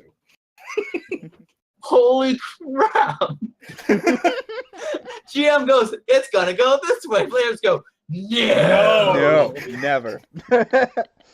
No plan survives contact with the players. This is true. Son of a gun. Okay. I say to him, he's got pre-existing baggage. He's got a reputation. it's going to go to your reputation. You know the best way to handle this is to cut it off at the past. Is to cut it off at the pass. And you know the only person good enough and capable enough of handling this is you. You have to teach him how to make a good appearance. You can say something, but if he screws it up next week, it comes back on you. And you know, I'm not good enough to keep him in check. Oh, appealing to his smug superiority. Oh, dude. You.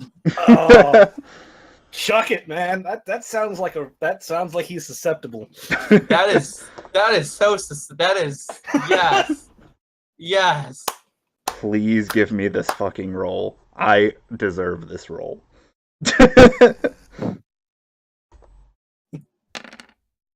Hit. Partial. Yeah. So, for NPCs on a 7 to 9, they can instead choose. He can either do it, or you can choose one of these. no. On a 7 to 9, Yeah. they stumble, they err, or they overreact. Well, it says they can instead choose one, not they have to choose one. Yeah, fair. I kind of like the idea of him overreacting, though. What he does. Oh. And decided that since you said as his protege you weren't good enough, he's going to use this as a teaching moment. Oh. Yeah, now you get to make hard decisions, GM. But it would give you influence over him, which I don't think you have.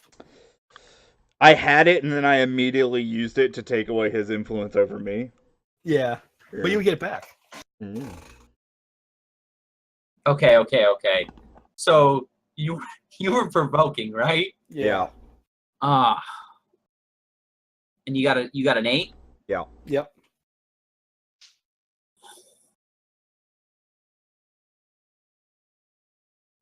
I mean, like I said, my argument is you can just choose to have him do it. Yeah, you can just choose to have him give in.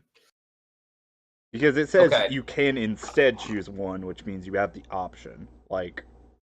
So But- here's my question though, because he doesn't want you to say anything, but he wants you in the picture. So your argument is what? I'm trying to provoke him, take Kid Reaper aside privately, and tutor him for a moment.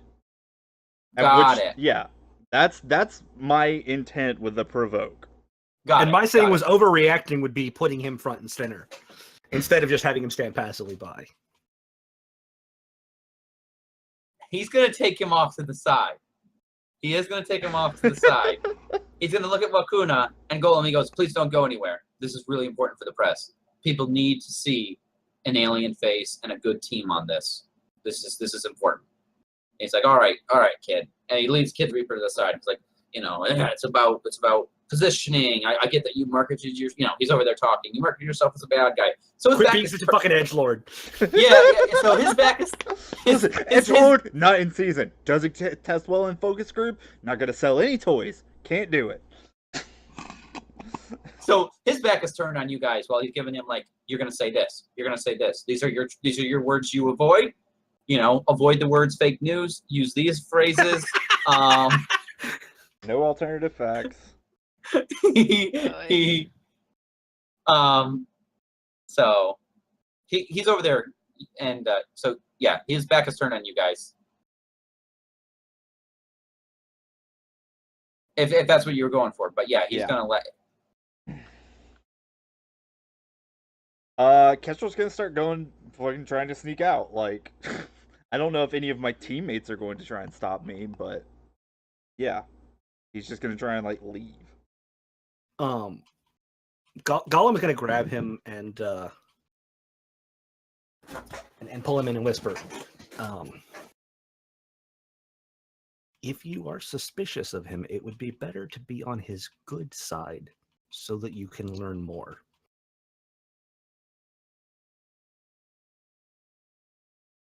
I don't know if that needs to be provoking you or not. No, it doesn't. No, because Kestrel's like, you're right. It's important to keep the people we're suspicious of nearby. Dramatic subtext. Oh man. Why do I have a feeling this is going to turn into fucking mask civil war? Are you Tony or Cap? I think is my question. That's the important question. I think I'm Cap. I think you might be Cap. Yeah. I think I'm Cap. I hope I'm Cap. I want a T-shirt that says I that. hope I'm Cap, yeah. It's just the Civil War logo. It just says, I hope I'm Cap. Yeah. Yes. Well, which one do we talk about? Are we talk about TV Cap or comic book Cap? Either. So Either is still both than wanting to be the Tony Stark version of them, like as far as morals and ethics goes. got it. Got it. Yeah, I mean, in both cases, Cap was looking out for the individual rights and trying to do the... Yeah, he's the civil liberties guy, and Tony is the, you know. Yes. Yes. Yeah. collective good. Yeah. Oh. So, are you going to stick around then? I just imagine while you guys are having this conversation, Wakuna is still holding on to Bittersweet. Yeah, no, I'm gonna stay for this fabulous press conference. So he gets done talking to Kid Reaper. Kid Reaper looks like he's a lot more serious. Mm-hmm. Like, yeah, I got this. I got this. And he looks out. Falcon looks at you guys. He goes, "This is perfect." He looks at you, Kestrel, and he's a little surprised Yep. that you're still here. Yep. Well, does he see my hand on Kestrel's shoulder when he turns around? I think is the question. Well, he may. So first he looks surprised, then he looks at Golem, and then he looks approvingly.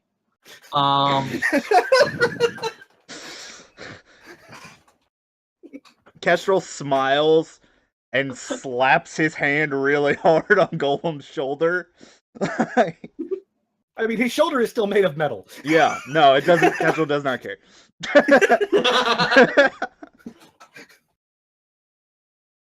But yeah. Okay, so Like, I imagine that they like kind of look at each other and exchange a nod that has way more subtext in the conversation. Yeah. And turn around. It's that thing in the anime of the show, like the lightning bolt conflict thing goes between their eyes. Yeah. The two understand that there is a rivalry forming, but they are working together for the moment. That kind of meaningful nod. this is the GM eating the ice cream of tension between the players. Like I'm just like, Yeah. I have said for a long time, players will dick themselves harder than any GM will ever feel like doing. True. Yep. It's more my fun word. that way. Like, it's It way is. more fun to play that character than like. No, it is. Okay, so you guys head out, and there is press corps. There is people taking pictures. Falcon walks out. He takes out this little thing out of his sleeve, and it turns into a little podium. You know, just coming together mechanically. Does it have his logo on the front of it? It does. Of course. It does. Has to. I just realized after I said it how stupid that sounded, but it did sound appropriate No, for that it's kind of fine. superhero. Yeah, No, like I Yeah. imagine out of the Falcon mobile, like the trunk pops open and a little robot pops up and like extends up into a podium. Yeah. Yeah, something like that. Sleeve. And he goes, and he's like, "Ladies and gentlemen of the press, I just want to tell you that this great team that started out as nothing more than, I forget what they're called. What do they call it when kids do bad things? Community service. That's that thing."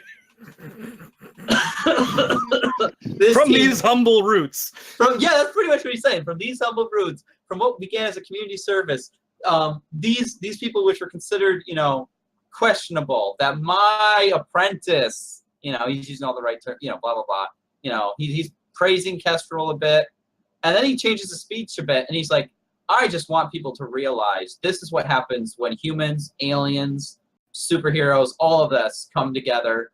I know that there's some people are still cautious of the things of the past with different invasions, things like that. And he kind of gestures for Golem to come to a little more to the forefront.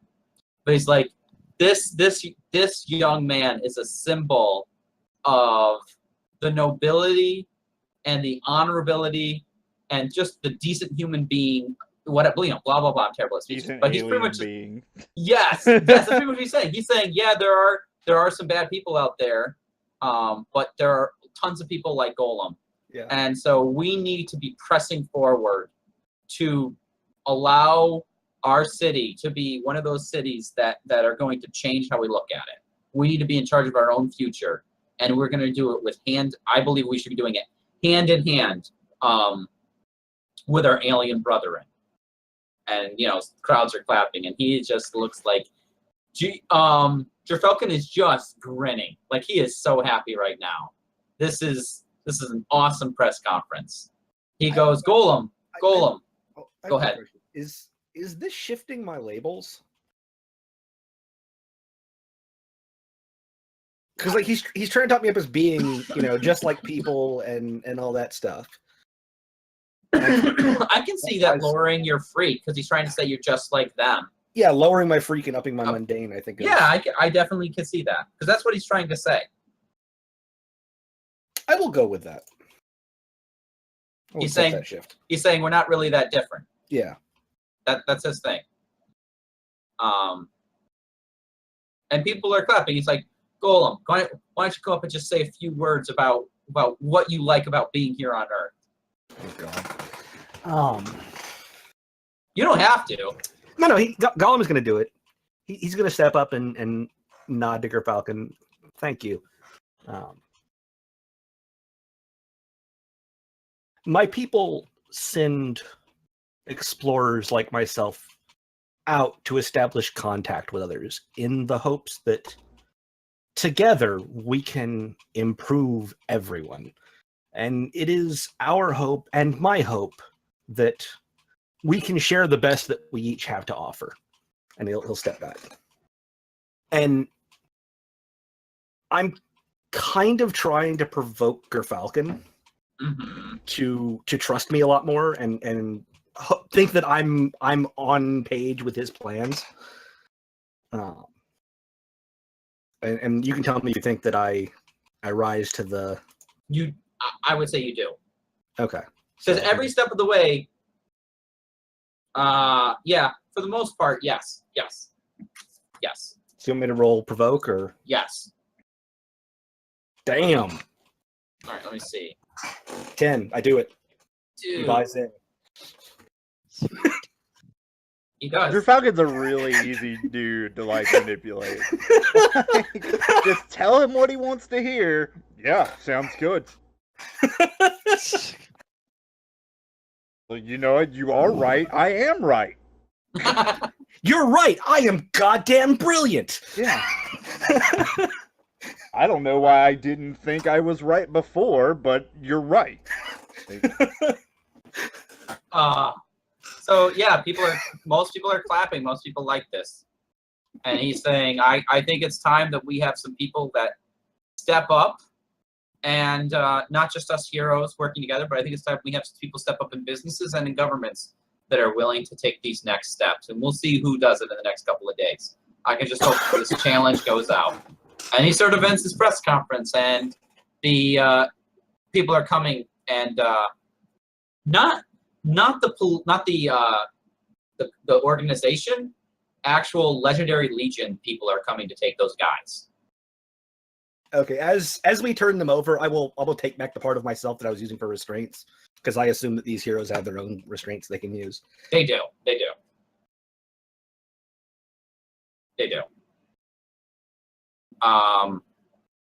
You do hear someone yell out to you, Kestrel.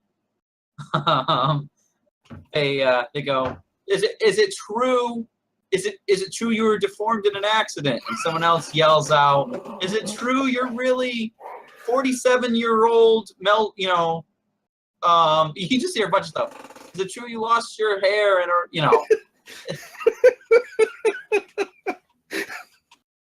I imagine that inside Kestrel is just seething.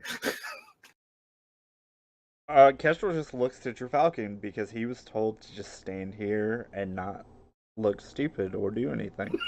Oh, Gerfalcon's walked away and is kind of getting more photo ops for the other Legendary Legions. Yeah, no, that's... He just shoots you a look like, your problem. Deal with this. Good guy. No, I like that. mentor advice. I Deal like with that this. it's not a deal with this moment. It's a fuck you moment for him. It is. Yeah. It is. Like, he doesn't care about it. He's just like, haha.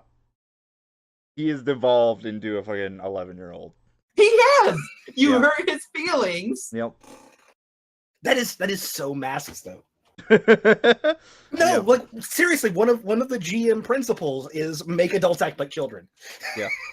When yes. Your Falcon's And- great for that. He's a great character for that. Well, you said he's someone that's used to always getting his way. He left a superhero team because they didn't do what he wanted. Yeah. And he thought he was building up his own little legendary legion, and you were going to do what he wanted done. And then you went and had like free will and shit. Yeah. What's with that? It's true. I really have dicked him over. Really my fault. We're here. Oh shit. Yeah, I'm not gonna address the 47-year-old deformity rumors. You're just going to ignore him. Yeah. You're actually a 47-year-old midget on stilts. That is one of them. Sounds right. Is that the point where Kestrel's like, let's get out of here? Yeah. Yeah, I mean, Kestrel knows enough, like, PR etiquette that, like, he knows how long he has to stay and, like, do the photo op stuff and look good, and then when that's done, leave. Okay. So are people headed back to the base? Because Kid Reaper looks at you and goes, so when do I move my stuff? Right now, buddy.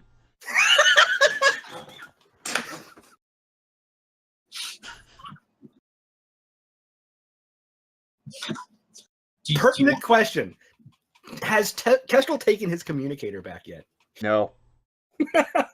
No. My communicator's for teammates. I love the fact that you literally were against this guy joining the team until you thought you could use him as a distraction. Mm-hmm. And then he became, he's a team member. And then No. Golem, in the end, goes, you can't run away. How's that going to help? So he gets to join the team. Yeah. And he's not even a distraction. Yep. Oh. I would like to point out that in the process of doing this, I gave him what he fucking wanted and, like, fixed his perception problems, and he's a legitimate hero endorsed by, like, one of the most popular heroes in the fucking world. Yeah. Like, No, he loves you. I did do that. Like, He loves you. I would like to point that out. Why do you think he went, hey, buddy, Yeah. when do I get to move in my stuff? I would not just to him, but to the other players. Like, it wasn't a total dick move. Like, Yeah, no. yeah. Like, it made sense for Kestrel to be like, yeah, no, this will work out. This kid will love this shit. Like, he spent a whole night on a rooftop telling me all of his life's woes about how he wanted to be a legitimate superhero and be famous and take up this mantle of his mom and, like, silver platter, motherfucker. Like, Oh. so even though he doesn't convey any of that empathy, I just want the empathy to be noted. Got it. So yeah, he's like, so where's our base? Came from there. He's been there. Oh yeah, I'm sorry. He goes, okay, I'm gonna go get some stuff, and I'll see you there. So he takes off.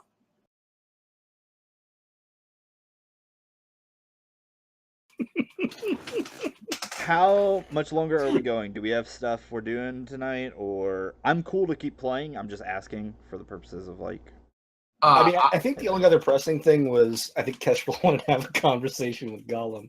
No, like I'm saying, I'm fine to keep playing like as long as we want to. I just wanted to make sure it wasn't a thing where we were losing track of time or anything. No, I don't know if our I GM has to don't. work or not. I don't have work tonight.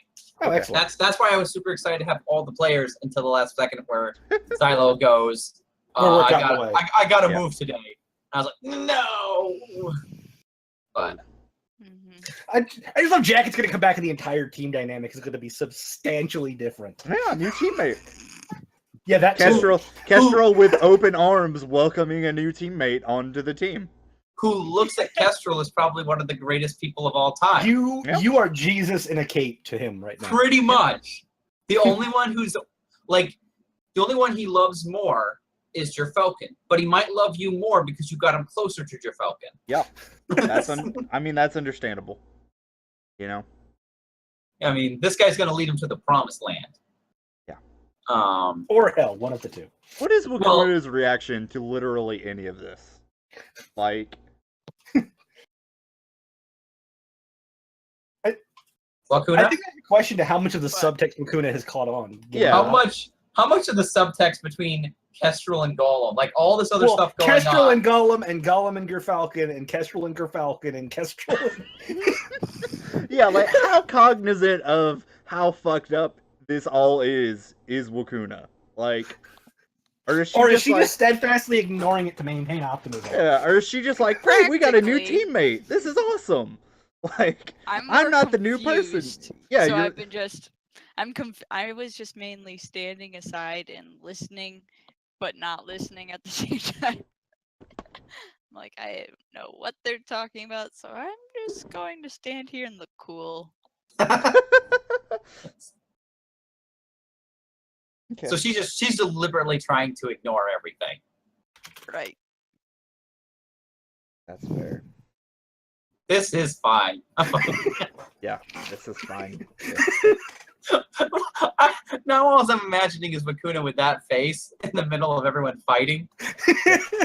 It reminds me when I first, like, one of my first jobs, I really hated conflict. I wasn't used to handling conflict, and a bunch of my coworkers just started fighting, and I literally started singing "Don't fight, don't fight, don't fight," which I didn't at the time. I didn't realize like that was the dumbest thing to do. They stopped fighting for a split second to stare at me like, "What's wrong with you?" I mean, you'd be surprised how effective a derailing tactic that can be. Yeah. But like I panicked. I wasn't used to seeing that many I was used to working with more like on construction sites. I worked at a more office setting where it was like there's a level of we want to kill each other anger, but we're going to be super passive aggressive. And finally it broke, and I was just like, I can't. This is scary. So. Sorry, that was my own personal story. You didn't need to hear. All So right. if we're gonna keep going, can we take 5 so I can go piss? Yes. Yes. All right. I will be right back. I do have stuff planned though. Okay, I'll be right back. All right. So, are we going to be done for tonight, or are we gonna continue? We can on? keep going. Do you need to bail and hang out with your husband? I kind of would like to, actually. Okay, so you would like to end it up early? Kind of. Okay. I kind of slept in almost all morning, got out at 2, took my dogs to the dog park, and I literally almost forgot about tonight. And until I got in the car and looked at the time, I'd only been at the park for a few hours. Oh, okay. And then I come back and it's already 5:30 as I'm like rolling into the driveway. That's why it took me a second to get on. But yeah. Okay. Well, we can do a couple. If you need to go because of stuff with your husband, I mean, we can just do a couple little more small things, unless you need to go like right now. I'd kind of like to go now because I want to work on the house a little bit too tonight, since I Okay. just had so little time at home. All right. No, I understand. So, Break it up early. no, we'll just I assume like if you need to bail now, bail now, and then we'll just finish up the stuff between Kestra and Golem because I kind of at least want to see that, unless you want to hold that Right. for next week. I'll watch the video to find out what happened. Okay.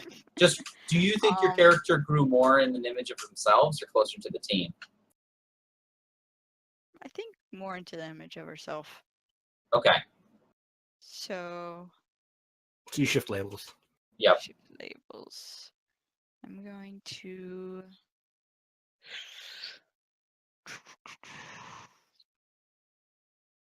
shift my danger back down and my savior back up.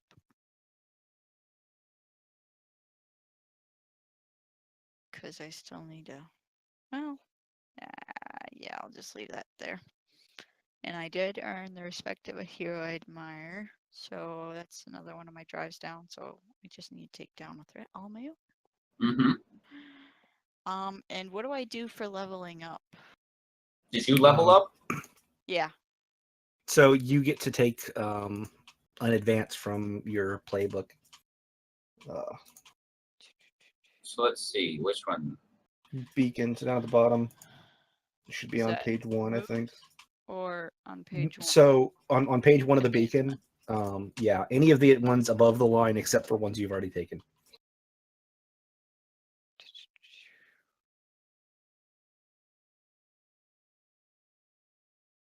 And you have already taken, I think, a move from another playbook Mm-hmm. and rearrange your labels and add +1, I think. Yes, she leveled up twice. Yeah. So this is your third level up.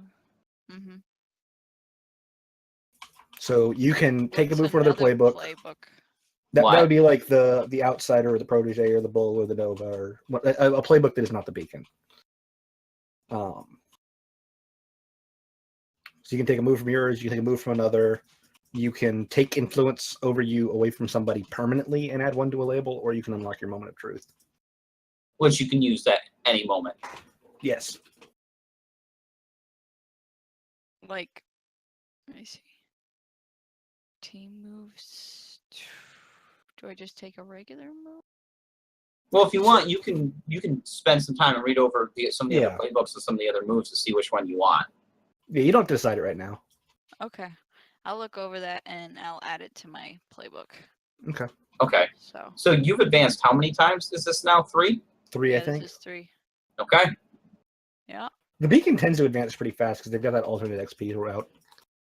That's true. Mm-hmm. Okay. Sweet. Okay. Well, you have a good evening then. Yes, thanks. Hopefully next week we'll have a bit more of a substantial game. I wouldn't say this wasn't a substantial game. We had a pretty cool battle scene. Well, we had a battle scene that had a lot of development happen in it, which is kind of cool. Yes. Right. Yes. Right. So We had a lot going on. I still actually have stuff. I had stuff planned for each character, so I still have a bit more planned. So even if we want to do a little more with just the 2 of you, you have stuff planned for our new teammate. I didn't. Somehow, I think out of all the things, us adding him to the team was not part of his plan. You were so adamant. I honestly thought at the end, like after the last game, it seemed like there was more of a chance of you helping him resolve his family issues with his sister than him joining your team. You know. Hey, Mitchell. Yes. I was going to ask you, you know how my brother was actually wondering about joining? I wonder if I know he was talking about Roll20. Yeah. I was wondering if maybe I could ask him if he'd be interested in joining as like Kid Reaper or something. Well, your brother's never roleplayed before, right? He told me he roleplayed for the first time with Dungeons and Dragons this last week. So no, he's never played before this. So he's still very new. So he's to played it, a war yes. simulator and yeah. Other than that, he's done role playing with like video games, like So no. Dragon Age and stuff like that. I'm not sure because I have several other people who are interested. Mm-hmm. So I just gotta figure out. Also, gotta try to figure out when. Like I'm thinking maybe adding newer players sooner than later, and I'm not sure how many more to add because I don't know if I'm pretty sure Jacket's coming back. Yeah. But when I talked to him last, he went in for a internship, and then they just said, "Yeah, you're not getting the internship. Would you like a full-time job?" Well, I mean, if you insist. Yeah, and then it was like, "Oh yeah, can you now move states for this full-time job?" So he thought he had a lot more time. So we might. So what you're saying is his short-term future is in flux. Right. Yeah. Perhaps. Sounds He's about planning on right. still showing up, but he doesn't know every Yeah. We got to have more try to Everything figure out. going on and Yeah. surrounding that. So we might be looking for at least at least one more, to maybe 2 or 3 more. So Yeah. Okay. we shall see. Okay. Because we usually keep having a person out, so I was thinking about maybe adding 2 more players. So, and so far, including your brother, if he was interested, which is a very different game. That's a total of 3 Right. people, 3 to 4 people I know that said that they might be interested in joining. So, You should just have Kid Reaper tryouts. Everybody has to audition for the role of Kid Reaper. oh my word! Oh my. Who I- can I would eat not. your edgelord the hardest? Yep. I would not want to inflict that on too many No. people. No, they have to. That's how you prove you're worth your salt. I- We need you to play brooding edgelord teenage hero. Who's also secretly super fucking eager to be a hero. Yeah, just wants to please everyone and be loved. Hey, I thought that was me. No, You're not a brooding edgelord. yeah. You're just the plucky optimist. You are the plucky optimist. I will do the right thing no matter what. And if when other people aren't the optimist, you will track them down, beat them with whatever you have till they become an optimist. Beat them in the most friendly way possible. Most friendly way possible. Yes. Except I enjoy With a sword. too much. I'm fairly confident that if you ever take the change playbooks advance, you're changing to a bull. Yeah. I was thinking Nova. No, you're When you get superpowers. when you finally achieve your alien genesis. Yeah. Well, Okay. there is opportunities. There are opportunities. So, all right, enough stammering. There we go. That's the word. Stimmering. I hate stimmering. Stammering. So, All right. Well, I'm gonna go. okay. You guys Alright. enjoy figuring out what's going on between you two. But I'm out. Alrighty. Enjoy. Budding love triangle. Yeah, that's what's happening. That's really the crux of this whole thing. Is that everyone used to think Wakuna and Kestrel were dating, and Golem has had a crush on Wakuna since day one, and it's finally coming to a head. Oh boy. You know what the worst Have thing about, fun. you know what the worst thing about all of this?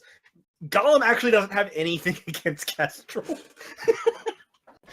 Everyone know. has something against. The world is against Kestrel. No, that's the Wow, thing. you Gollum do doesn't. sound like a teenager. You got your characters out that. Yeah. Talking to my teenage siblings, it's like, oh, okay. That's when I you remember- just break out the notepad and you're like making notes for mass game. Yes.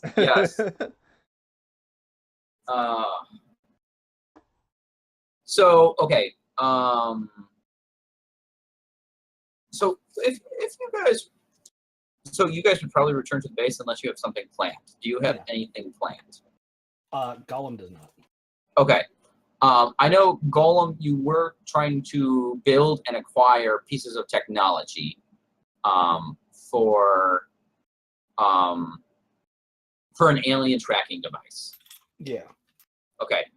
And I know that I don't know if you remember this or not. They said that there actually was one other alien of your species, but not in your group, that actually had already been on this planet. Yeah, I remember that. But he had been deliberately hiding because it might not have been legal for him to be here.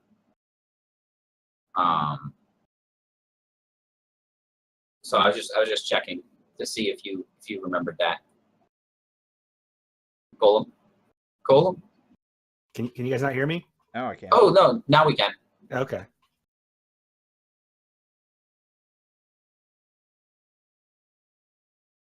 Are you talking? Can you hear me? Now I can hear you say, "Can you hear me?" Yeah. Other That's than okay. that, I don't hear anything. Yeah, no, my net is acting really funky right now. Like Skype keeps disconnecting, and I don't know what's going on. But Yeah, I'm- your camera's I'm here. gone. Yeah, I can't see you guys either. Well, that sucks. I mean, give it a second and it'll stabilize. This happens occasionally. Oh, okay. Okay, well, back over Stabilize. to Kestrel. Yeah. So this would have been like, I don't know, maybe an hour or two. But Jerfalkin is going to come in and talk to you. Sure. Where would he be if it was like 2 hours later and you were at the base? What would you be up to? Oh, I have to assume that I expect him to come talk to me. Like, I can't not know that's coming. So, you know, he's not going to be like doing research or going through files or anything.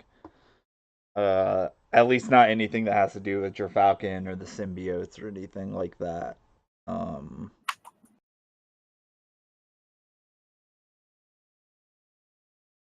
Is Kid Reaper here by now? Yeah, he's moving in stuff. Yeah, like me and the new teammate Kid Reaper are doing our research about the possible locations of other gems of power. Okay. I had a question about do you remember your kind of conversation you had that caused this first big fight? He caught me on his computers trying to find out everything about his evil. And I just remember the thing I said to piss him off was like, if I'm not good enough, it's your fault. Like, yes. Yeah, that's the main thing I remember. Yeah. That was I remember that being pretty much the crux of it. Because he kept asking, why are you spying on me? Yeah. And you just kind of turned around and got him to blow up. And then you turned it around again on him. Yes. And we're like, you're a bad parent. It's your fault. Okay. So yeah, as you're working with Kid Reaper, and Kid Reaper's like, oh man, we're gonna put this up here, and like, do we get an allowance? Like, not that I'm Kid Man. I don't need an allowance. I mean like a paycheck. Like, are we gonna get stuff to like put in the room, or do we just get that on our own? Like,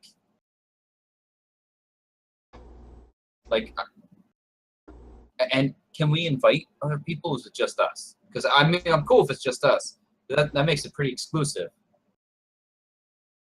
You probably want to keep the secret base a secret. Makes sense. Sounds cool. You know. I think Hannah's internet dropped too, by the way. No, she left. Yeah, she said she had to. Okay. She has stuff to do. She had some stuff to come up with her husband, so she actually forgot about the game and ended up making some plans. Okay, that's fine. And then, because she was like, "Are we gonna keep playing?" When everyone took a bathroom break, and I was like, "Unless you have to go," and she goes, "Yeah, I kind of need to go." Okay. So I was like, "Okay." But I still had stuff planned. I want to get to some of it because I want to push the story forward. Gotcha. If you guys would like to wait for another week, we can. No, that's fine. I just wanted to make sure we weren't going on thinking she was still here because I missed that part. So, okay. All right. So while you're talking to him, Jerfalkin walks in and he goes, "I would like to speak with you."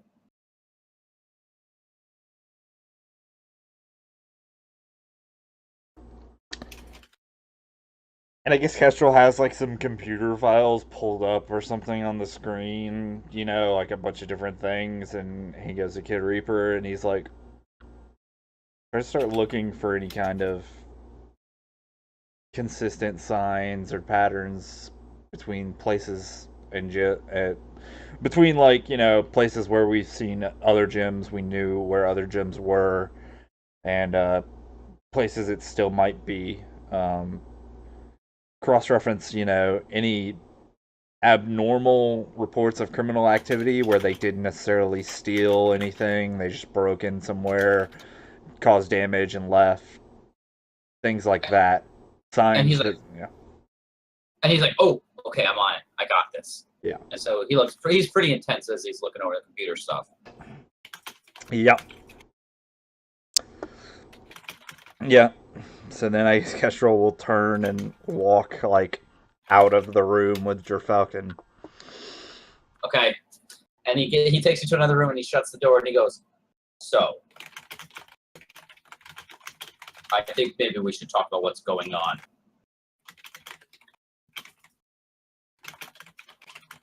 And he just looks at you. Yeah, and Kestrel has to do the very obvious thing that's not going to work, where he's like, just starts spouting out details about this gym case and fucking like Kid Reaper's involvement and that kind of stuff, you know? Okay. Yeah. And he goes, "Cut the crap.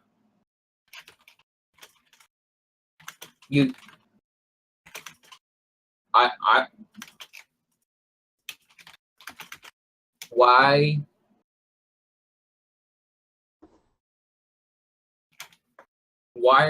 were you spying on me and why are you acting this way?"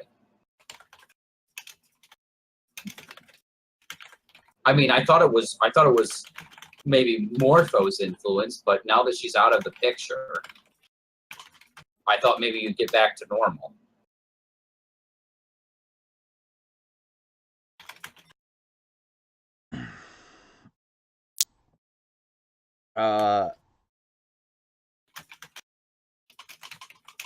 And Kestrel's like, "I'm just following the leads." And the leads for getting in my computer system were? And trying to lie to me? And causing a fight? There. What were the leads? We got the files from Aegis, right? And Yes. they were like, yeah.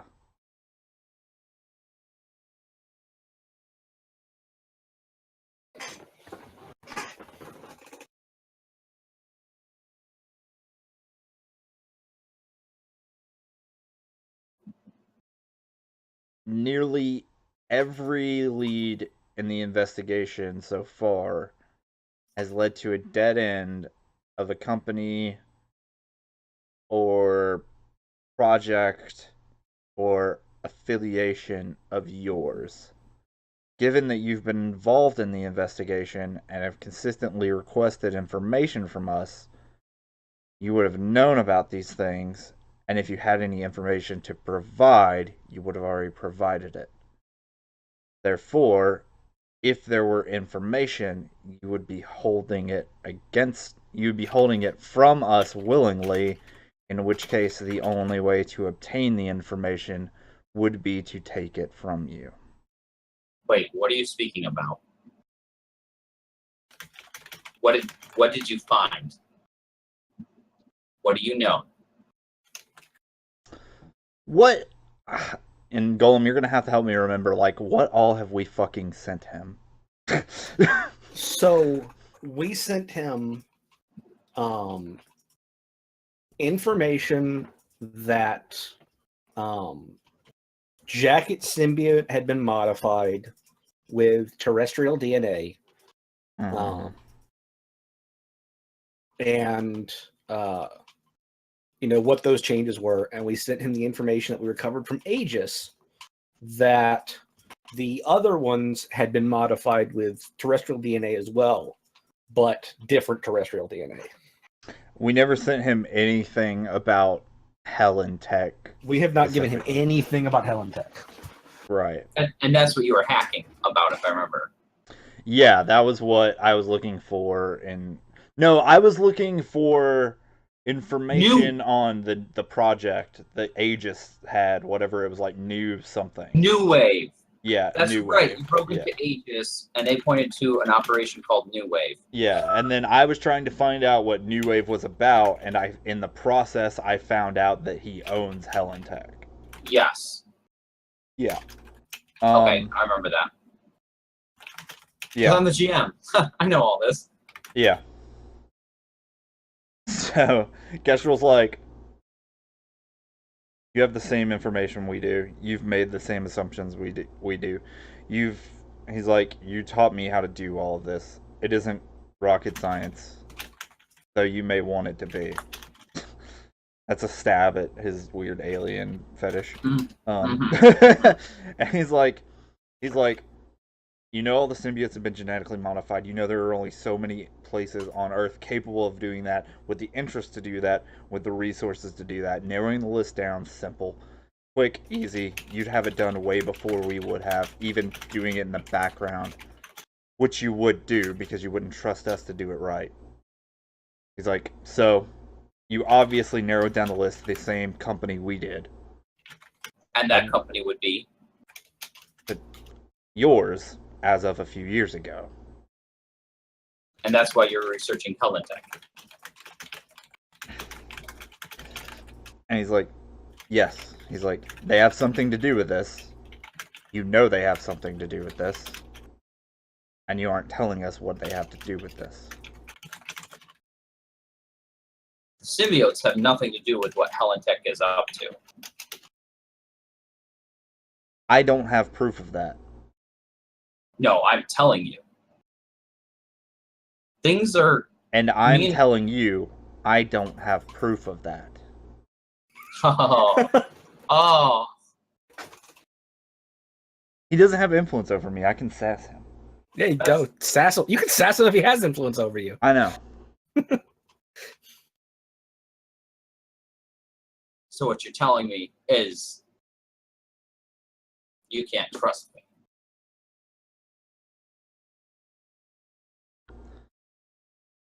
The only reason you ever agreed to take me on in the first place, because I'm good at figuring things out. You helped me become better at doing that. And I'm gonna keep doing that. I'm going to figure this out. I don't know if you're responsible for it, but I know you're not helping me figure it out either way. He goes from anger to respect in his eyes. Like he's still a little, like, you can tell he's still a little annoyed, but he goes, okay, all right. Well, I can tell you I'm not involved with the symbiotes, and like you said, you're not going to believe me. That's fine. And I respect you trying to do what you can to make sure that you know what you're looking after. But it's not just that you could figure stuff out. A computer can figure stuff out. It's your drive. It's the fact that there are certain people that make the world move, and I think you're one of those people. Listen, I'm not going to beat your Falcon forever. And I'm hoping eventually one day you can fill that mantle as I can move on to other things.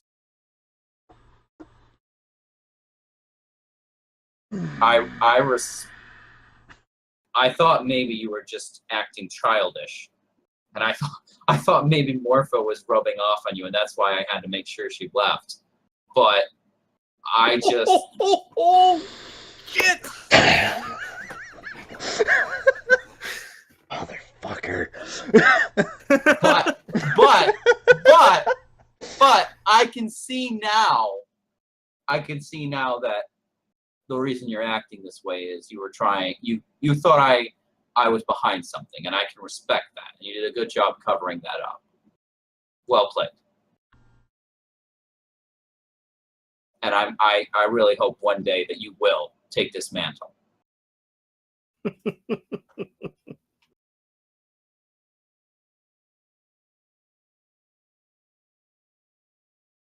I can't tell you what I'm working on. My partners wouldn't allow it, but it doesn't have anything to do with the symbiotes, but it will require me stepping away from this mantle.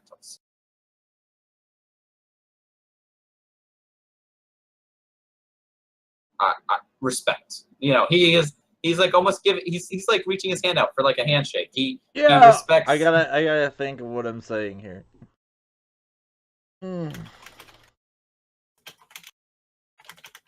This is a very important moment.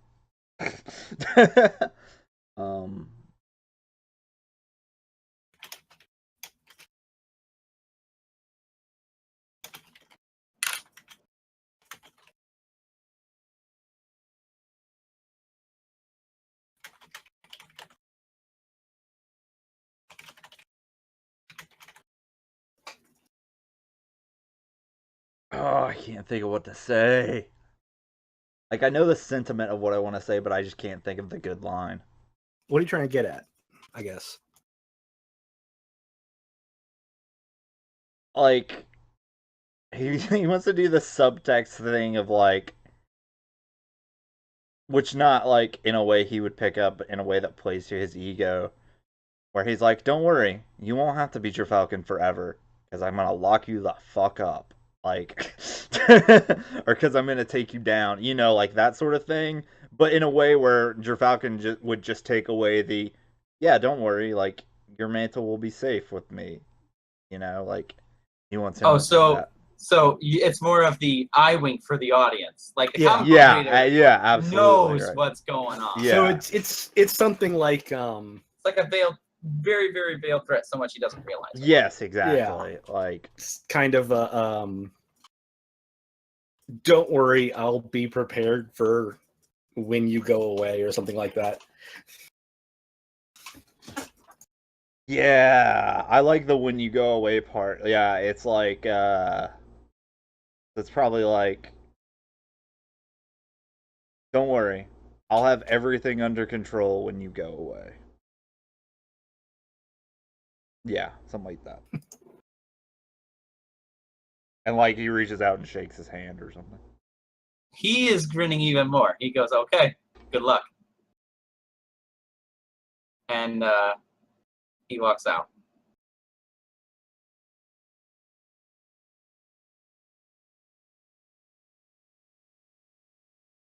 Yep. That fucker. I'm gonna get you, motherfucker. Don't Yeah. think you fooled me. I'm gonna get you. This season ends with them like fighting to the death in a burning building. Right? No, it's got to be on like you're on like the outside overlook balcony of an alien spacecraft or something. as it's, Yeah, like crashing through. it's gonna be on the top of like the Jerfalcon plane as it's like crashed into a UFO and it's plummeting into the city at like full speed, you know, like, and they're just outside on the wing fighting. And, yeah.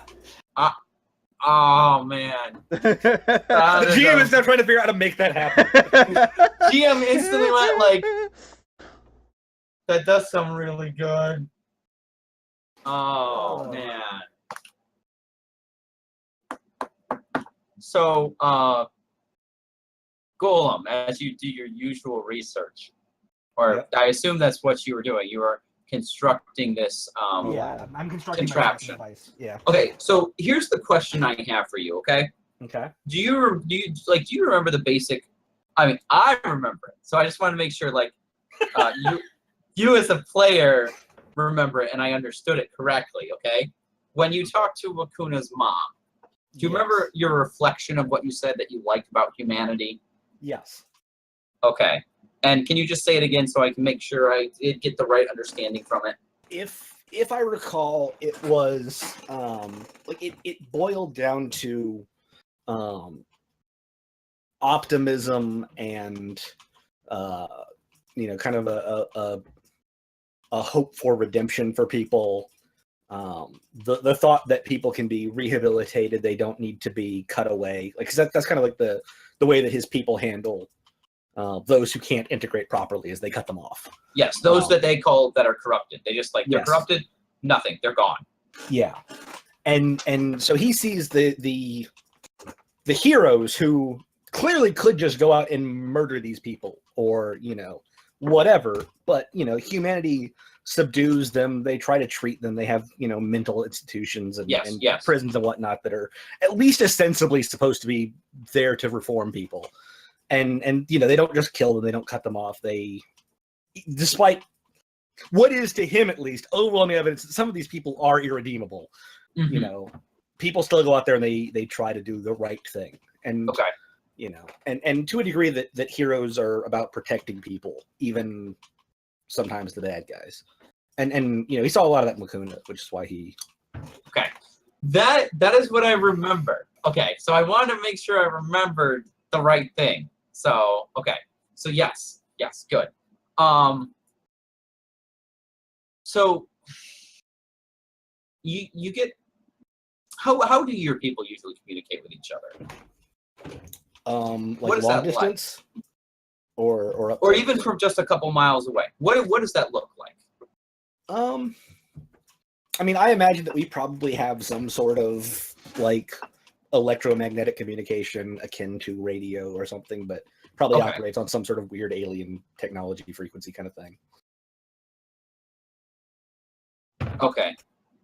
Like, because basically, like, I'm thinking back to like when he was given the communicator, he basically just ate it, right? So it seems to me that his people have some ability to do that kind of thing. Okay. So you get a message. Greetings. Sure. This is KJJ009, and I am seeking a conversation with you, if you would. Greetings. I was told that I could expect a contact from another.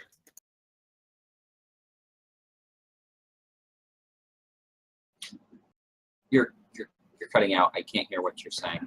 Oh, I said, greetings. I was told that I should expect contact from another. Oh, okay. He goes, yes, my remaining time on this planet will be short. It is becoming quite obvious it might be best for me, who is not here legally, to leave. Before I go, I would like to make contact and communicate with you over what you're researching about the symbiotes. Acceptable.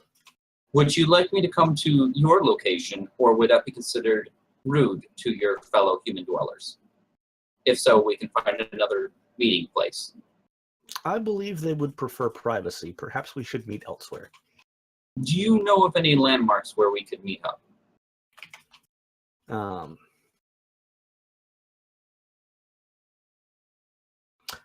I will name a sort of like scenic view in because I was told that he was somewhere on the planet, but not necessarily like in the city, right?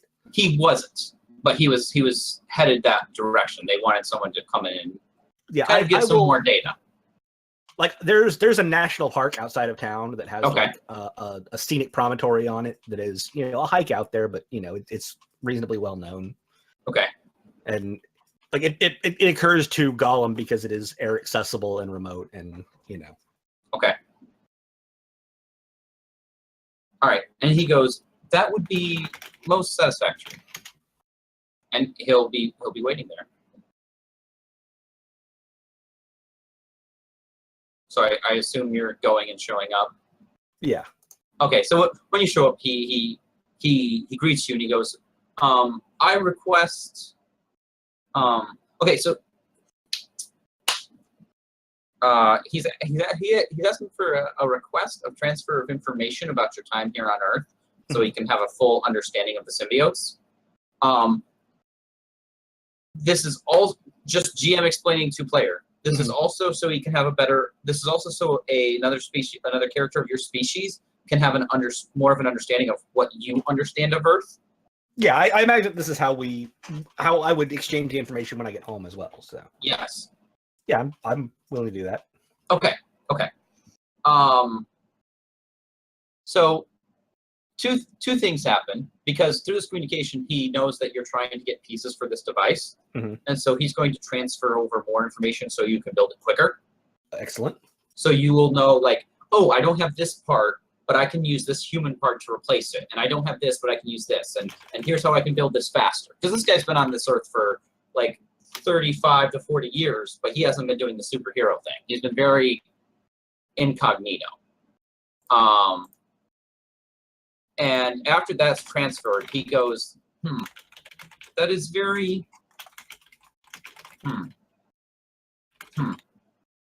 your opinions upon whether this is, how would this be transferred? Would this be transferred mentally, his thoughts about your thoughts, or would this be a verbal communication? Yeah, it's more like thought forms than actual, you know. Okay, so this is what you get from him, all right? He also has been admiring humans, but what he thinks is humans' most interesting thing, the thing that he thinks he needs to bring back to the people, is the fact that he believes humans believe in a cause, and all humans may differ in a cause, but he believes that the fact that they believe in a cause that is greater than oneself and they strive towards it Mhm. and they have tenacity and ferocity, and they'll sacrifice things for this cause. He thinks that that is probably their most admirable quality. So he believes it's the fact that humans are focused and that they'll drive towards a goal. Yeah. And you get the feeling when he gets your thoughts about human empathy and this like whole other aspect of humanity, you get the idea that he considers that dangerous. Mainly because it also reflects that, and you had stated this before, Yeah. it reflects that maybe they should change. Maybe they shouldn't create outcasts like they are doing.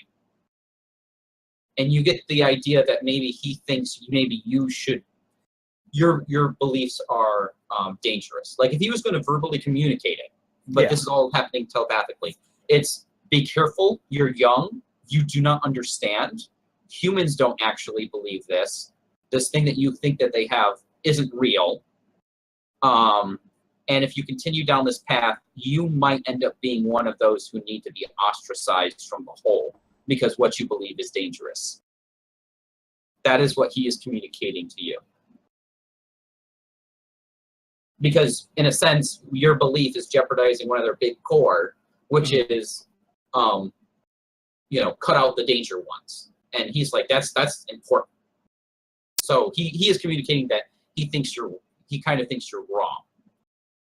And that someone needs to be focused and driven and less compassion. I don't know if that's necessarily telling you how the world works.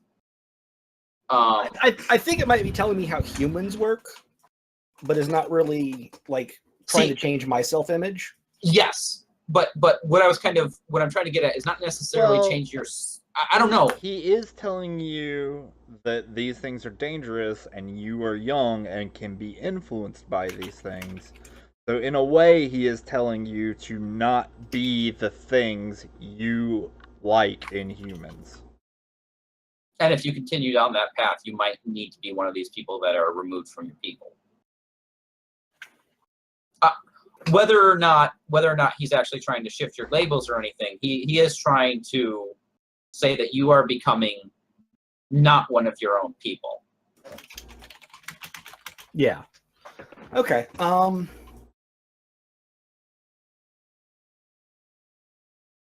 mean, I think I take it under advisement. I incorporate his sort of understanding of humanity into my own. Okay. But I don't think it wholly subsumes it. And I didn't think it would.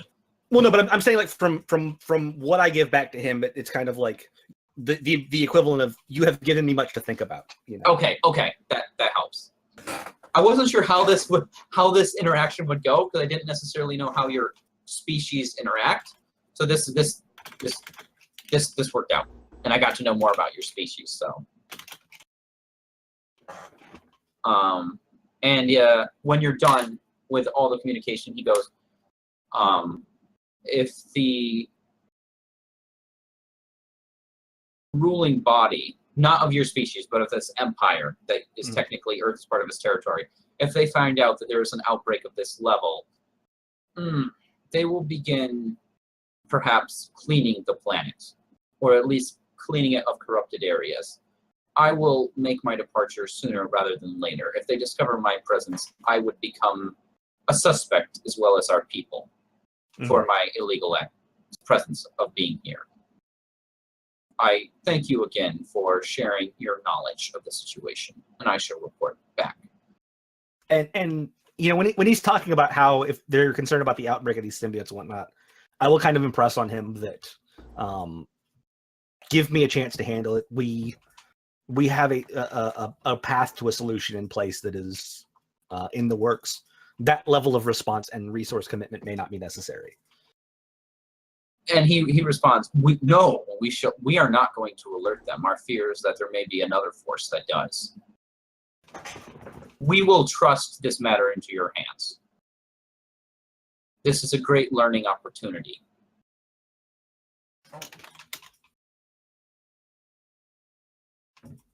So, yeah, they're going to trust you to handle it however you want. This dude's getting out of town.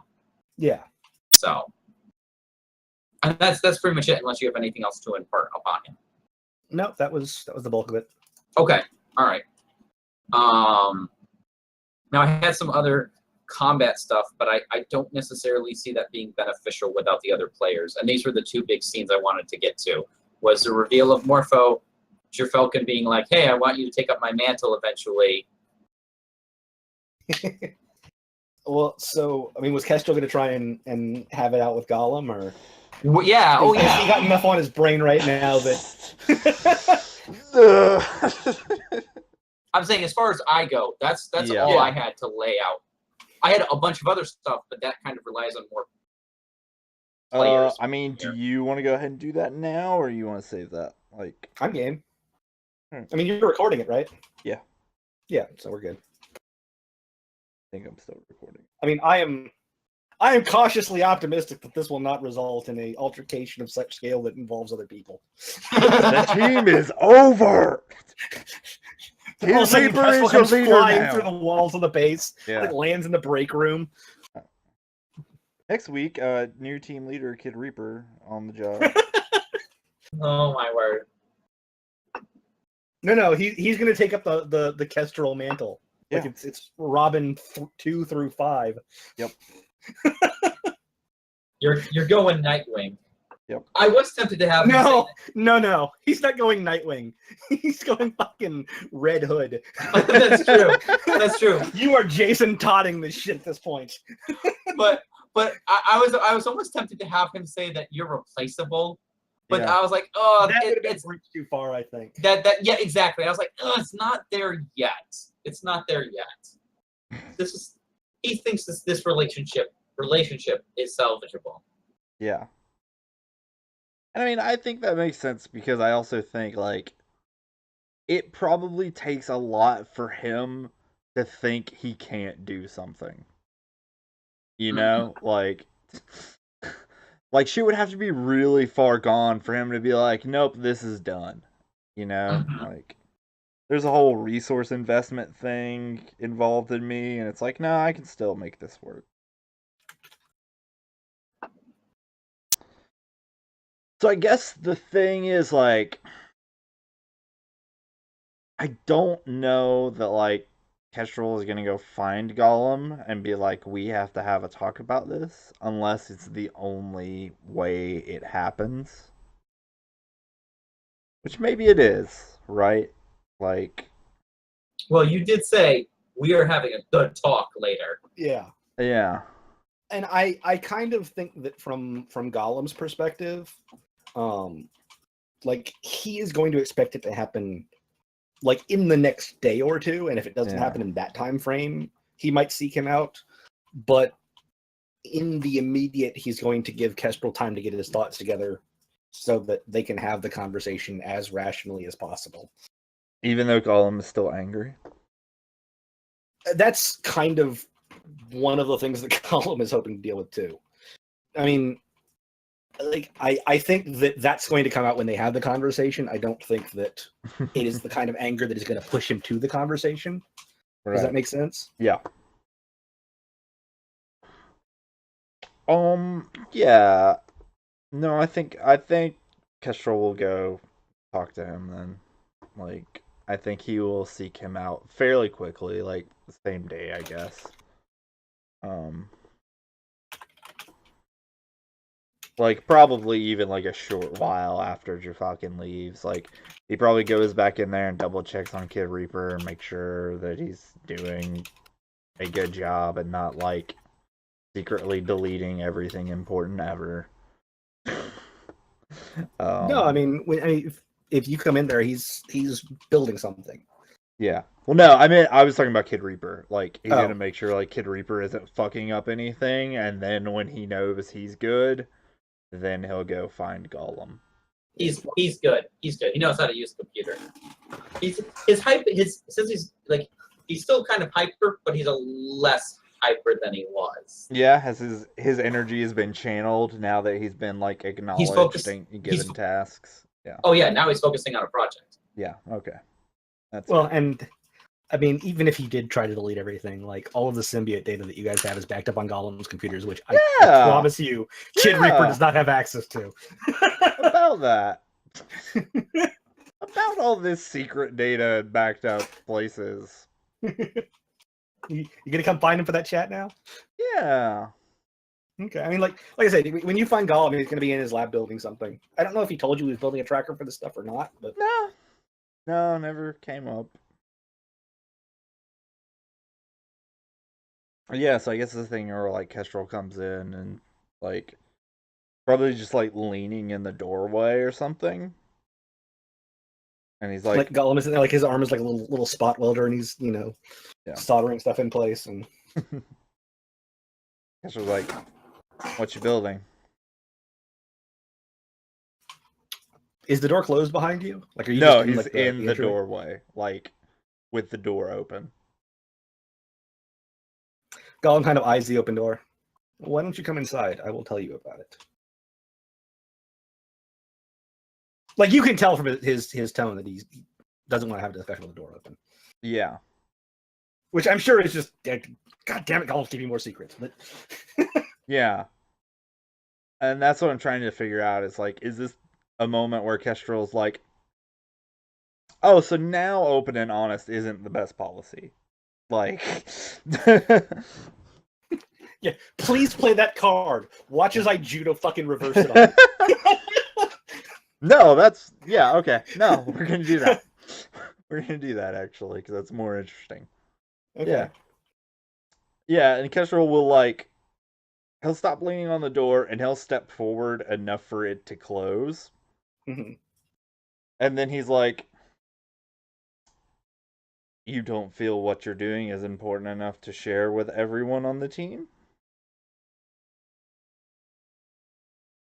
It was your advice that we maintain caution in what we share. Additionally, it was you who told me that you do not trust your mentor who runs this base. And it was you who repeatedly told me perhaps it was not in the best interest of the team and everyone involved to keep secrets and to lie and to go behind people's backs and to hide the truth from them, to independently work on projects that other people were not aware of. And yet we still found ourselves committed to this course. To go back now would inflict more harm. What is your course exactly?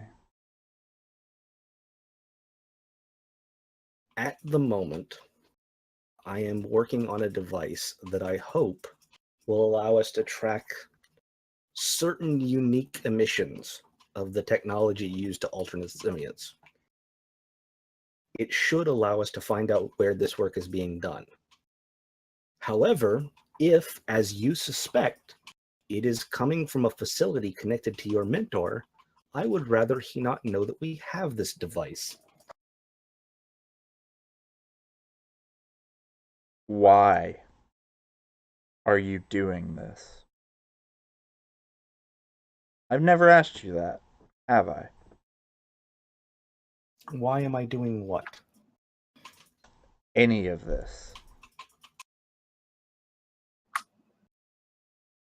Why am I here on Earth? Why am I aiding you in your struggles?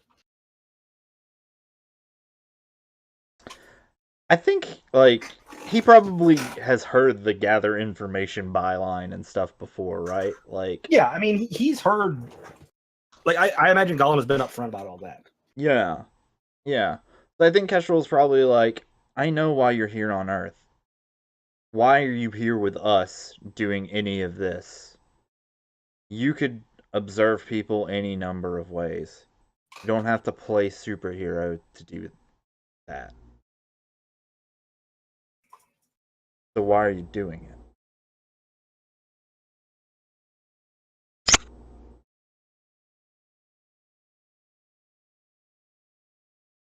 Gollum was kind of like quiet and contemplative a moment. Because despite the danger that it puts me in, I care about my people. And insofar as anyone on this planet is, I count you among them. I could have come to this planet and presented myself as one of you and blended in with the crowd. Being with you, I was able to see your world through my own eyes. I felt I could present myself openly to you. You have made me question that at times, but I continue to feel that the ultimate cause you serve is right.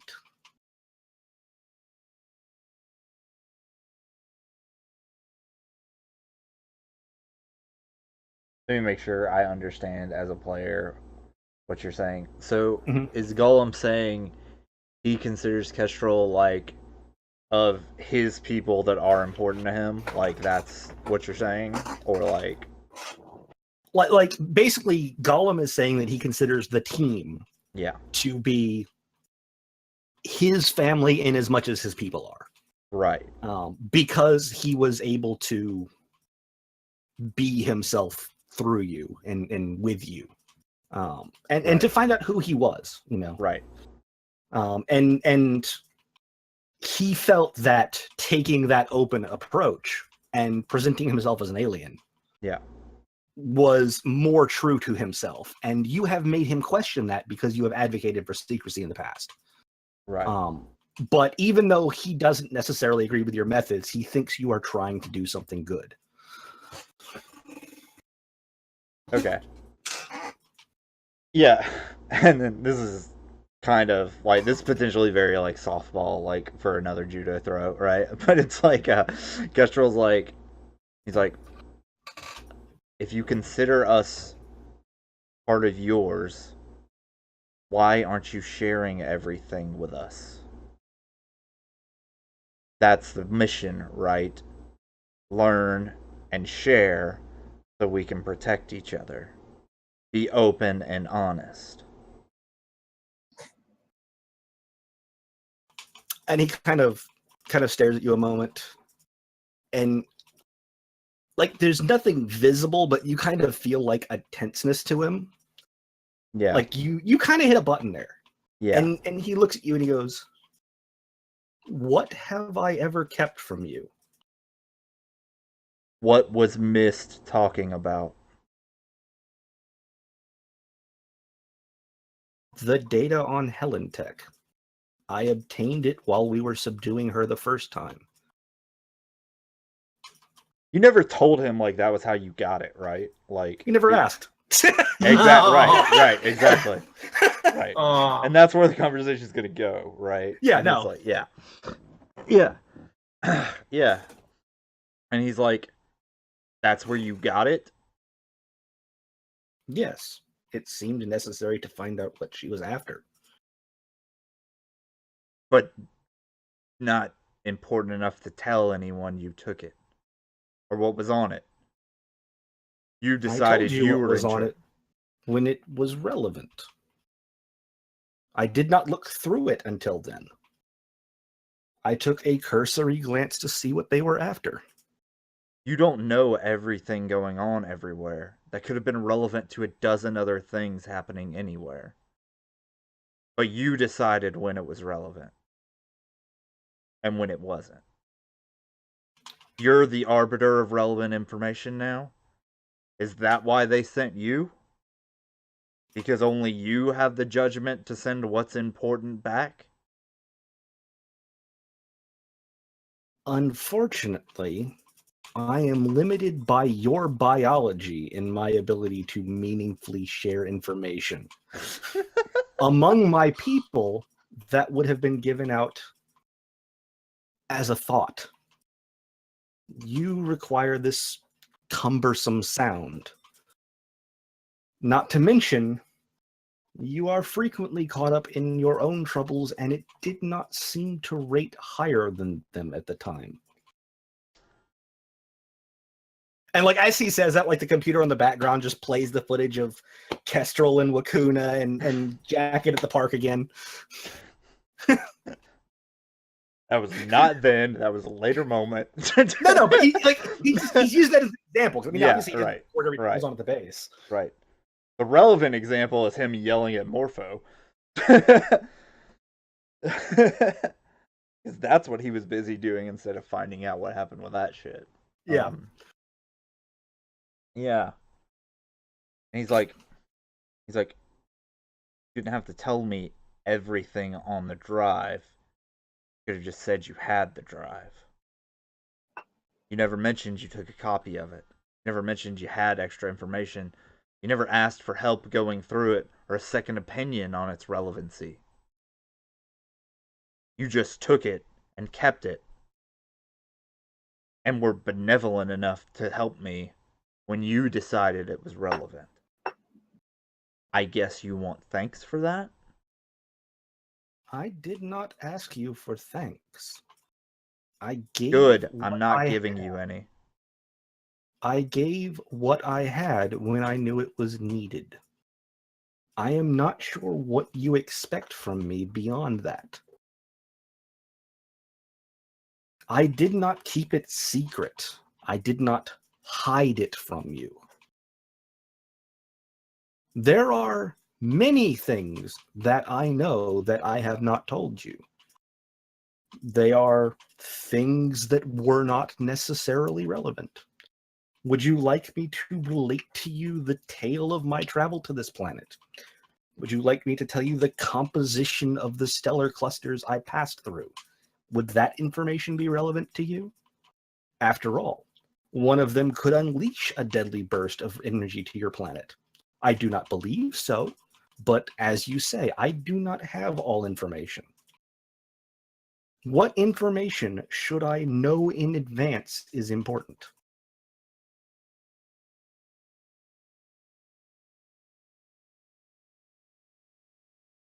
What else have you gotten while working with us that you didn't tell us about?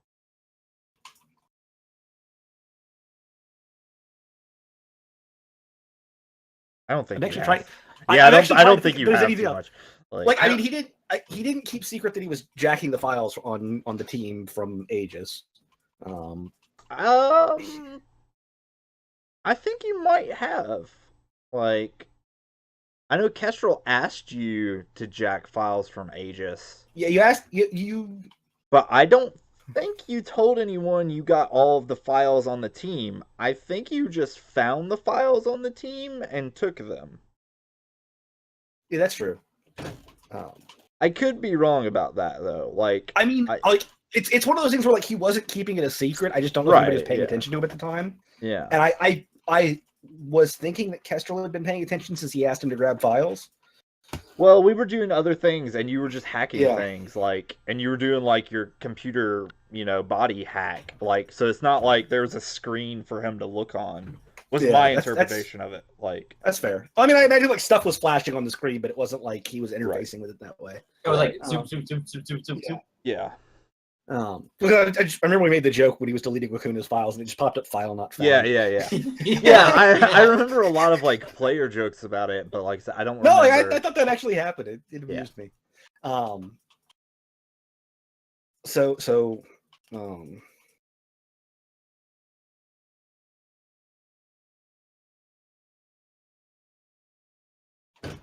The only data I have set out to obtain has been the files we retrieved from Aegis. I gathered their information on Kestrel or on Gerfalcon and the team. What they had. You have files on all of us from Aegis. I have what information Aegis had. It was limited. Yeah, they didn't have anything important, right? Like, on No, us. they had a list of suspects to who they thought Gerfalcon was and Kestrel, and they had this long list, but it wasn't enough to like narrow down who you really are. Like I imagine, like they had like Morpho's fucking juvie record and Yeah. Well, they had a lot on Morpho because she was very public. yeah. But I mean, like, speculation about Jacket's origins and that kind of stuff. I think so. So Gon will say they had a great deal of speculation, but little of substance.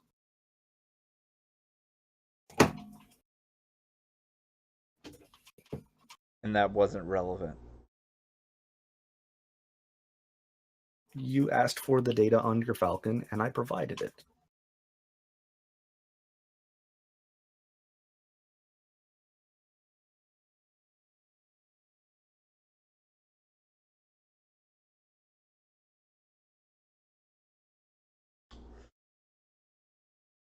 I cannot predict what information will take your fancy.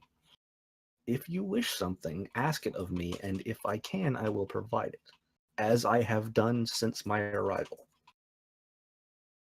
But do not fault me, because I did not anticipate your need.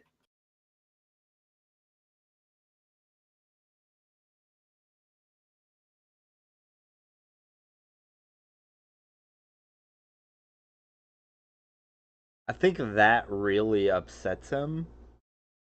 Like, and I think he's just like,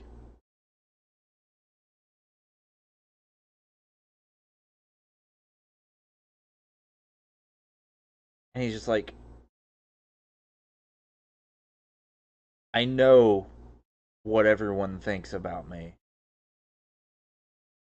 I know they don't think I'm very good with people. I'm too smart not to know that. Do you know what they think about you?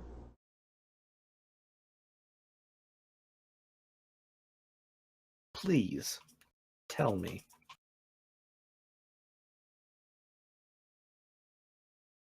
They definitely think you're more human than I am at times. They think you care about them, which you said you do. They think you look out for their best interest and that you want everyone to get along. A few of them probably think you should be leader. Yes. And he, like, breaks eye contact with you, and he's like, and they think you're their friend.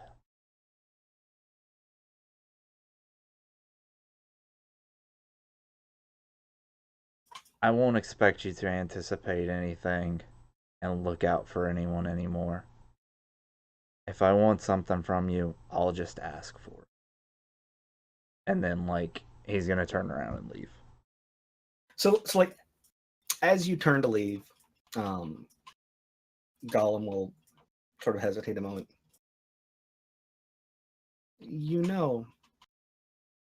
There was a time earlier on when your mentor came to me. He asked me if I had ever considered taking up leadership of the team, given your handling of it. I told him that our team had a leader, that though you struggled, you were the most qualified. I still believe that. I think that should you learn how to better relate to your peers, to your teammates, should you begin to view them like family the way that I do, you could perhaps be the best of us.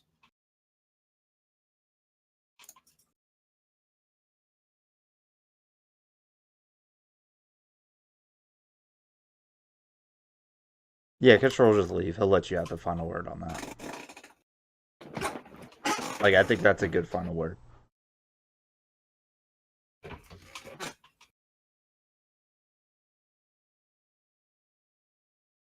Okay.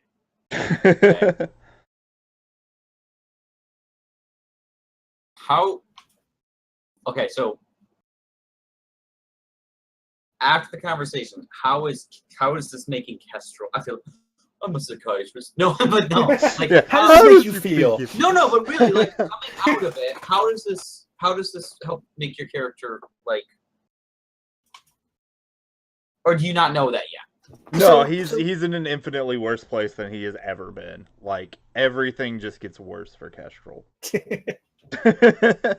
Like, and that's what it is, right? Like, most of that last speech was like self-projection hidden behind the visage of like the team. Oh, it's like, yeah, the team thinks you're a really human person. The team thinks you're a good friend. And that's all like, I thought you were my friend. Like, that's what that shit is. Okay. So then, you know, like,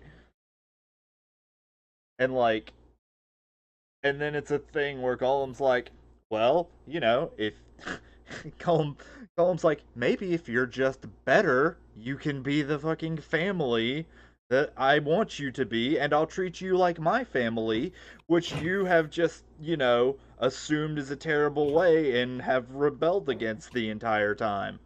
So it's like, just be more like Gerfalcon, and I'll keep keeping secrets from you like I've been doing and treating my family. Hold up. That's his interpretation of it. Yeah. I'm not sure how you got that interpretation from him.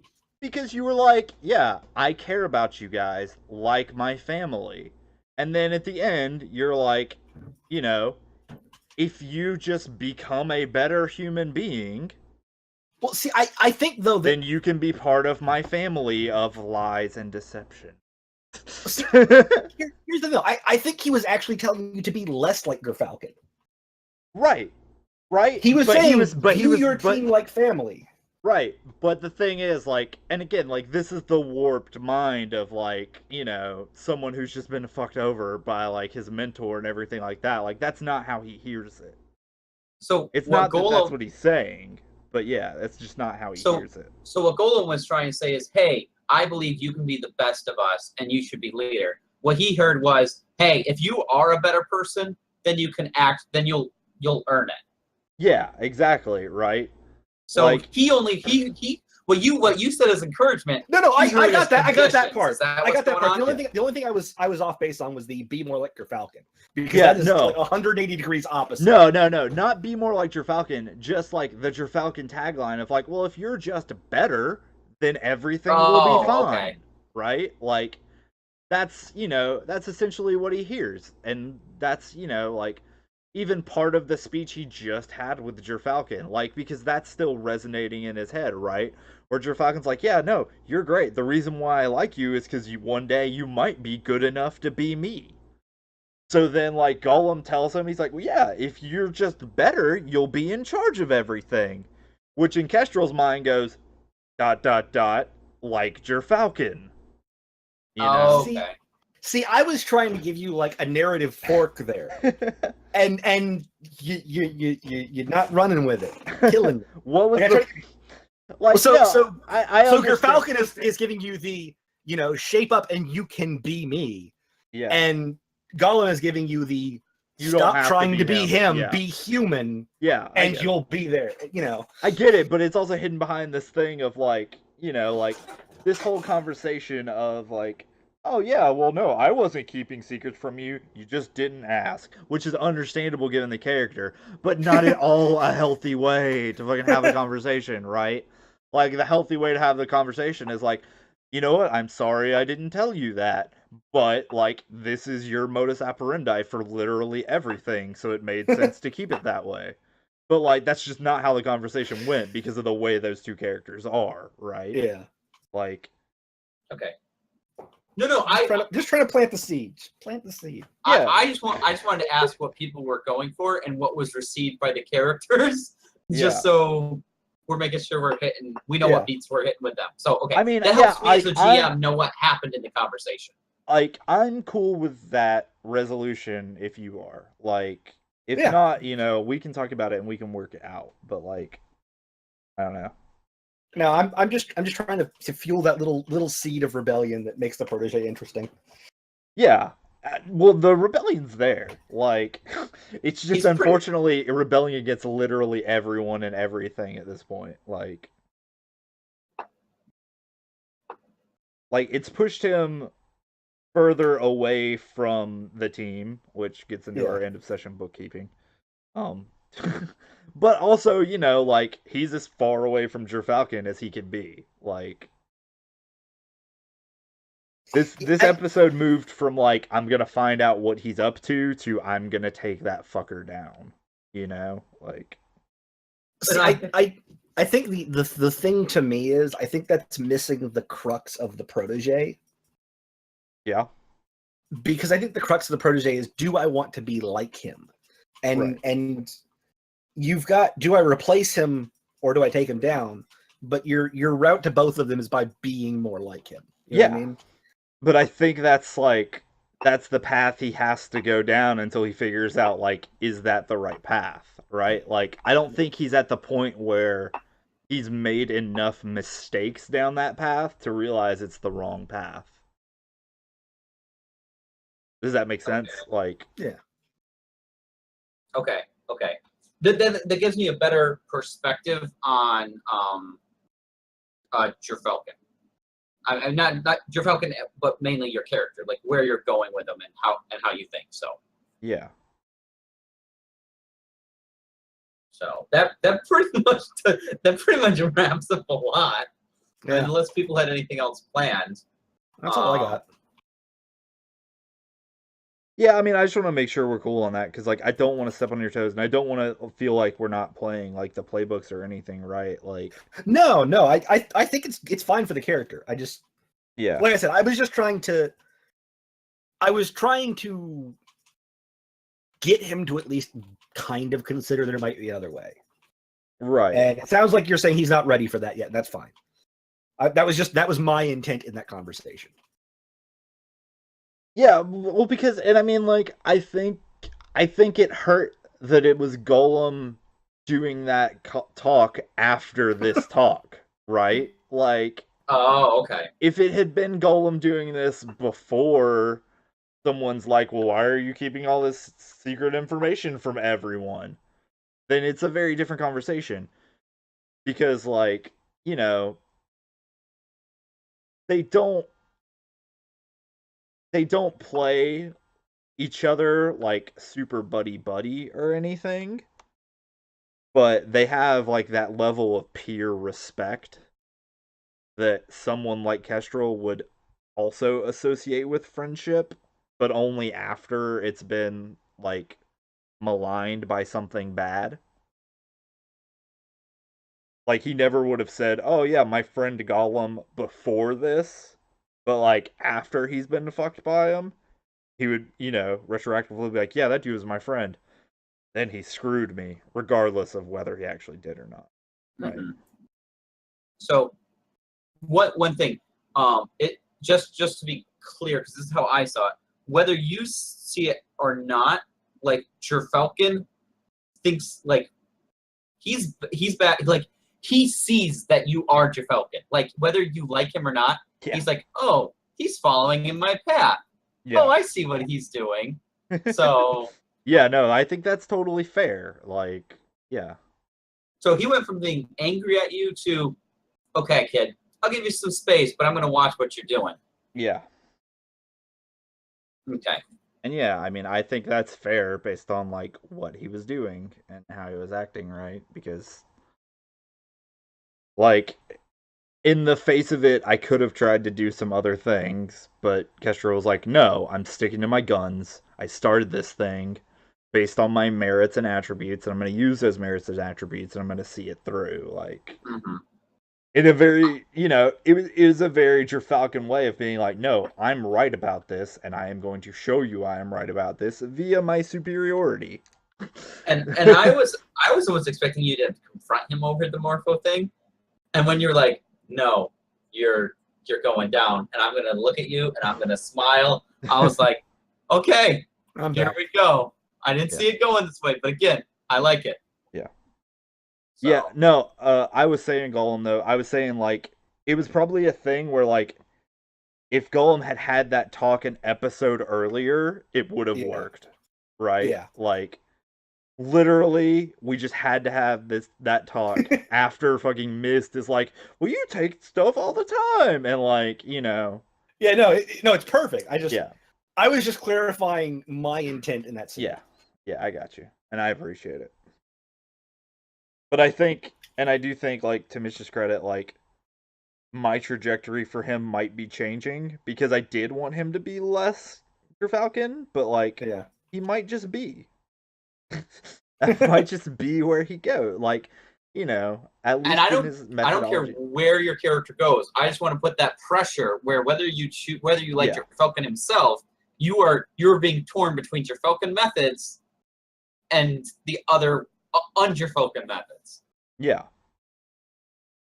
Yeah, and I mean, I think that's a thing, though. Like, I think a lot of this episode for me and him reinforced your Falcon methods working. Like, No, I think that taking down Falcon to take his and ending up becoming him in the process yeah. is a great arc. You know. Yeah. Yeah.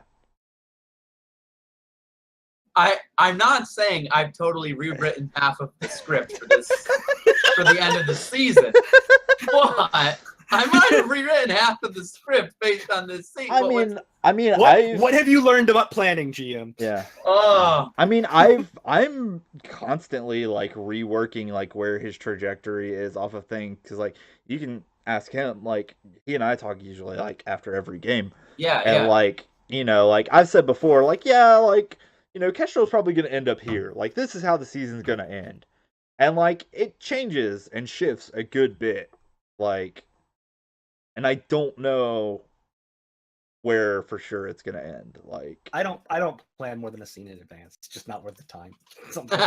I just try to think about like where the choices are taking them, but then, you know, you add more choices in and it changes, Yeah. right? And So, you never know what one person's going to do.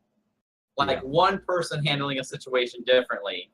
Or like, I didn't imagine you guys were gonna have a discussion over whether or not to take the jewel.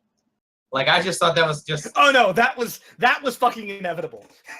I That know was it gonna was, happen. but I didn't even think. I just thought, oh, they're gonna do this, and everybody's. no, gonna we agree have and it- we have to do that for everything. We have to do that about like letting the hostage symbiote go and like everything.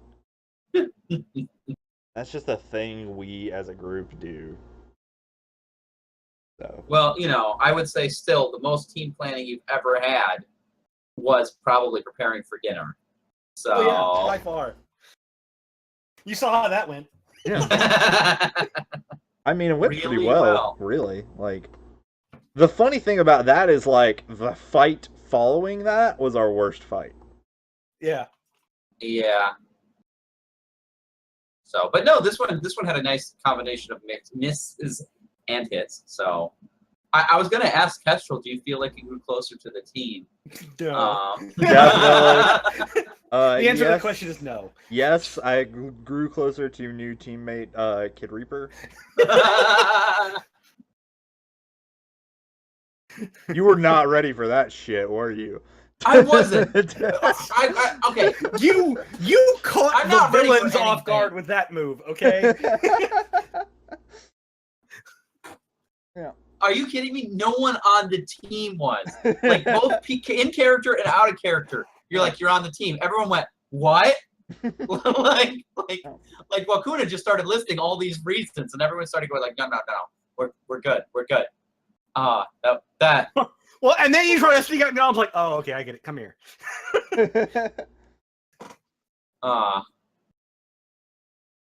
And, like, so Then you actually invited him back to the base afterwards, and Gollum was caught off guard again. well, yeah, you were bringing on, but hey, there's someone in the team now that thinks you're the greatest person ever. yeah, and that's the thing. That's the thing is, like, that moment is the specific pivot moment for, like, Kestrel doing things the Gerfalcon way. Yeah. Well, no, that was a total Falcon thing to do. Yeah, Like, exactly. My teammates won't work with me. I'll get somebody who will. Yeah. Well, I do like Which the part. is exactly what your mentor did, which is perfect. Uh-huh.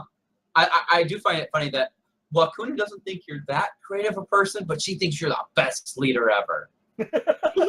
I mean, like I was watching that video where she's arguing with Jacket, and she's like, "Listen, sometimes he's not good with the people stuff, but he's a pretty good leader most of the time." yeah. So, Yeah. uh, What everybody thinks a good orchestral. Which, I mean, they're not wrong. uh, But yeah, I think that was an important moment because he's like, yeah, I'm gonna help you, kid, and you're gonna help me. You know what's fantastic about all this? All of this was you growing away from the team, and that whole conversation between Kestrel and Gollum was Gollum growing closer to the team. I know. He was like, "Do you know what the rest of the team thinks about you? Tell me. They think They you're great. love you. Fantastic." Yeah, everyone fucking loves Gollum. It's great. So Golden grew closer to the team, huh? Yeah. Is it Through Kestrel. through me? That's great. Did I get anything for that? Yeah, you I get influence. over me. All right. All right.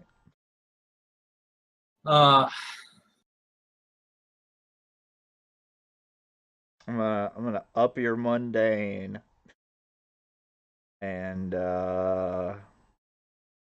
lower your freak. Have fun with that. So Better start piercing some masks, buddy. holy I'm crap! gonna say Gollum has calmed down. Have you even leveled up once, or have you leveled up once? Yeah, I've leveled up once. Okay, that's not bad. Wakuna leveled up again. Yeah, She's got one more, and I think she's on what was that? Her fourth time, or is that her third? that was her third. Okay, two more advances, and she can start taking the other ones. Can she start getting adult moves after that? That is one of the below the line advances. Yes. Yeah. Okay. So she could take overwhelm a vulnerable foe, or I almost feel like she's not actually playing the Beacon because she's super confident. no, she's playing the fucking. No, she's playing the bull. Yeah, she's playing. She is. So we've got the Doom that's playing the Janus. We've got the Beacon that's playing pretty much the Bull, and then I guess you guys are kind of playing pretty accurate. Yeah, we're playing our books. Which is the two other people that are playing other books. Our delinquent was being delinquency before she had to leave.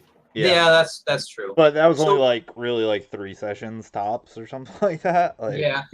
But to be fair, I went and looked at my posting for the game, and I told people the game was only going to run 3 sessions.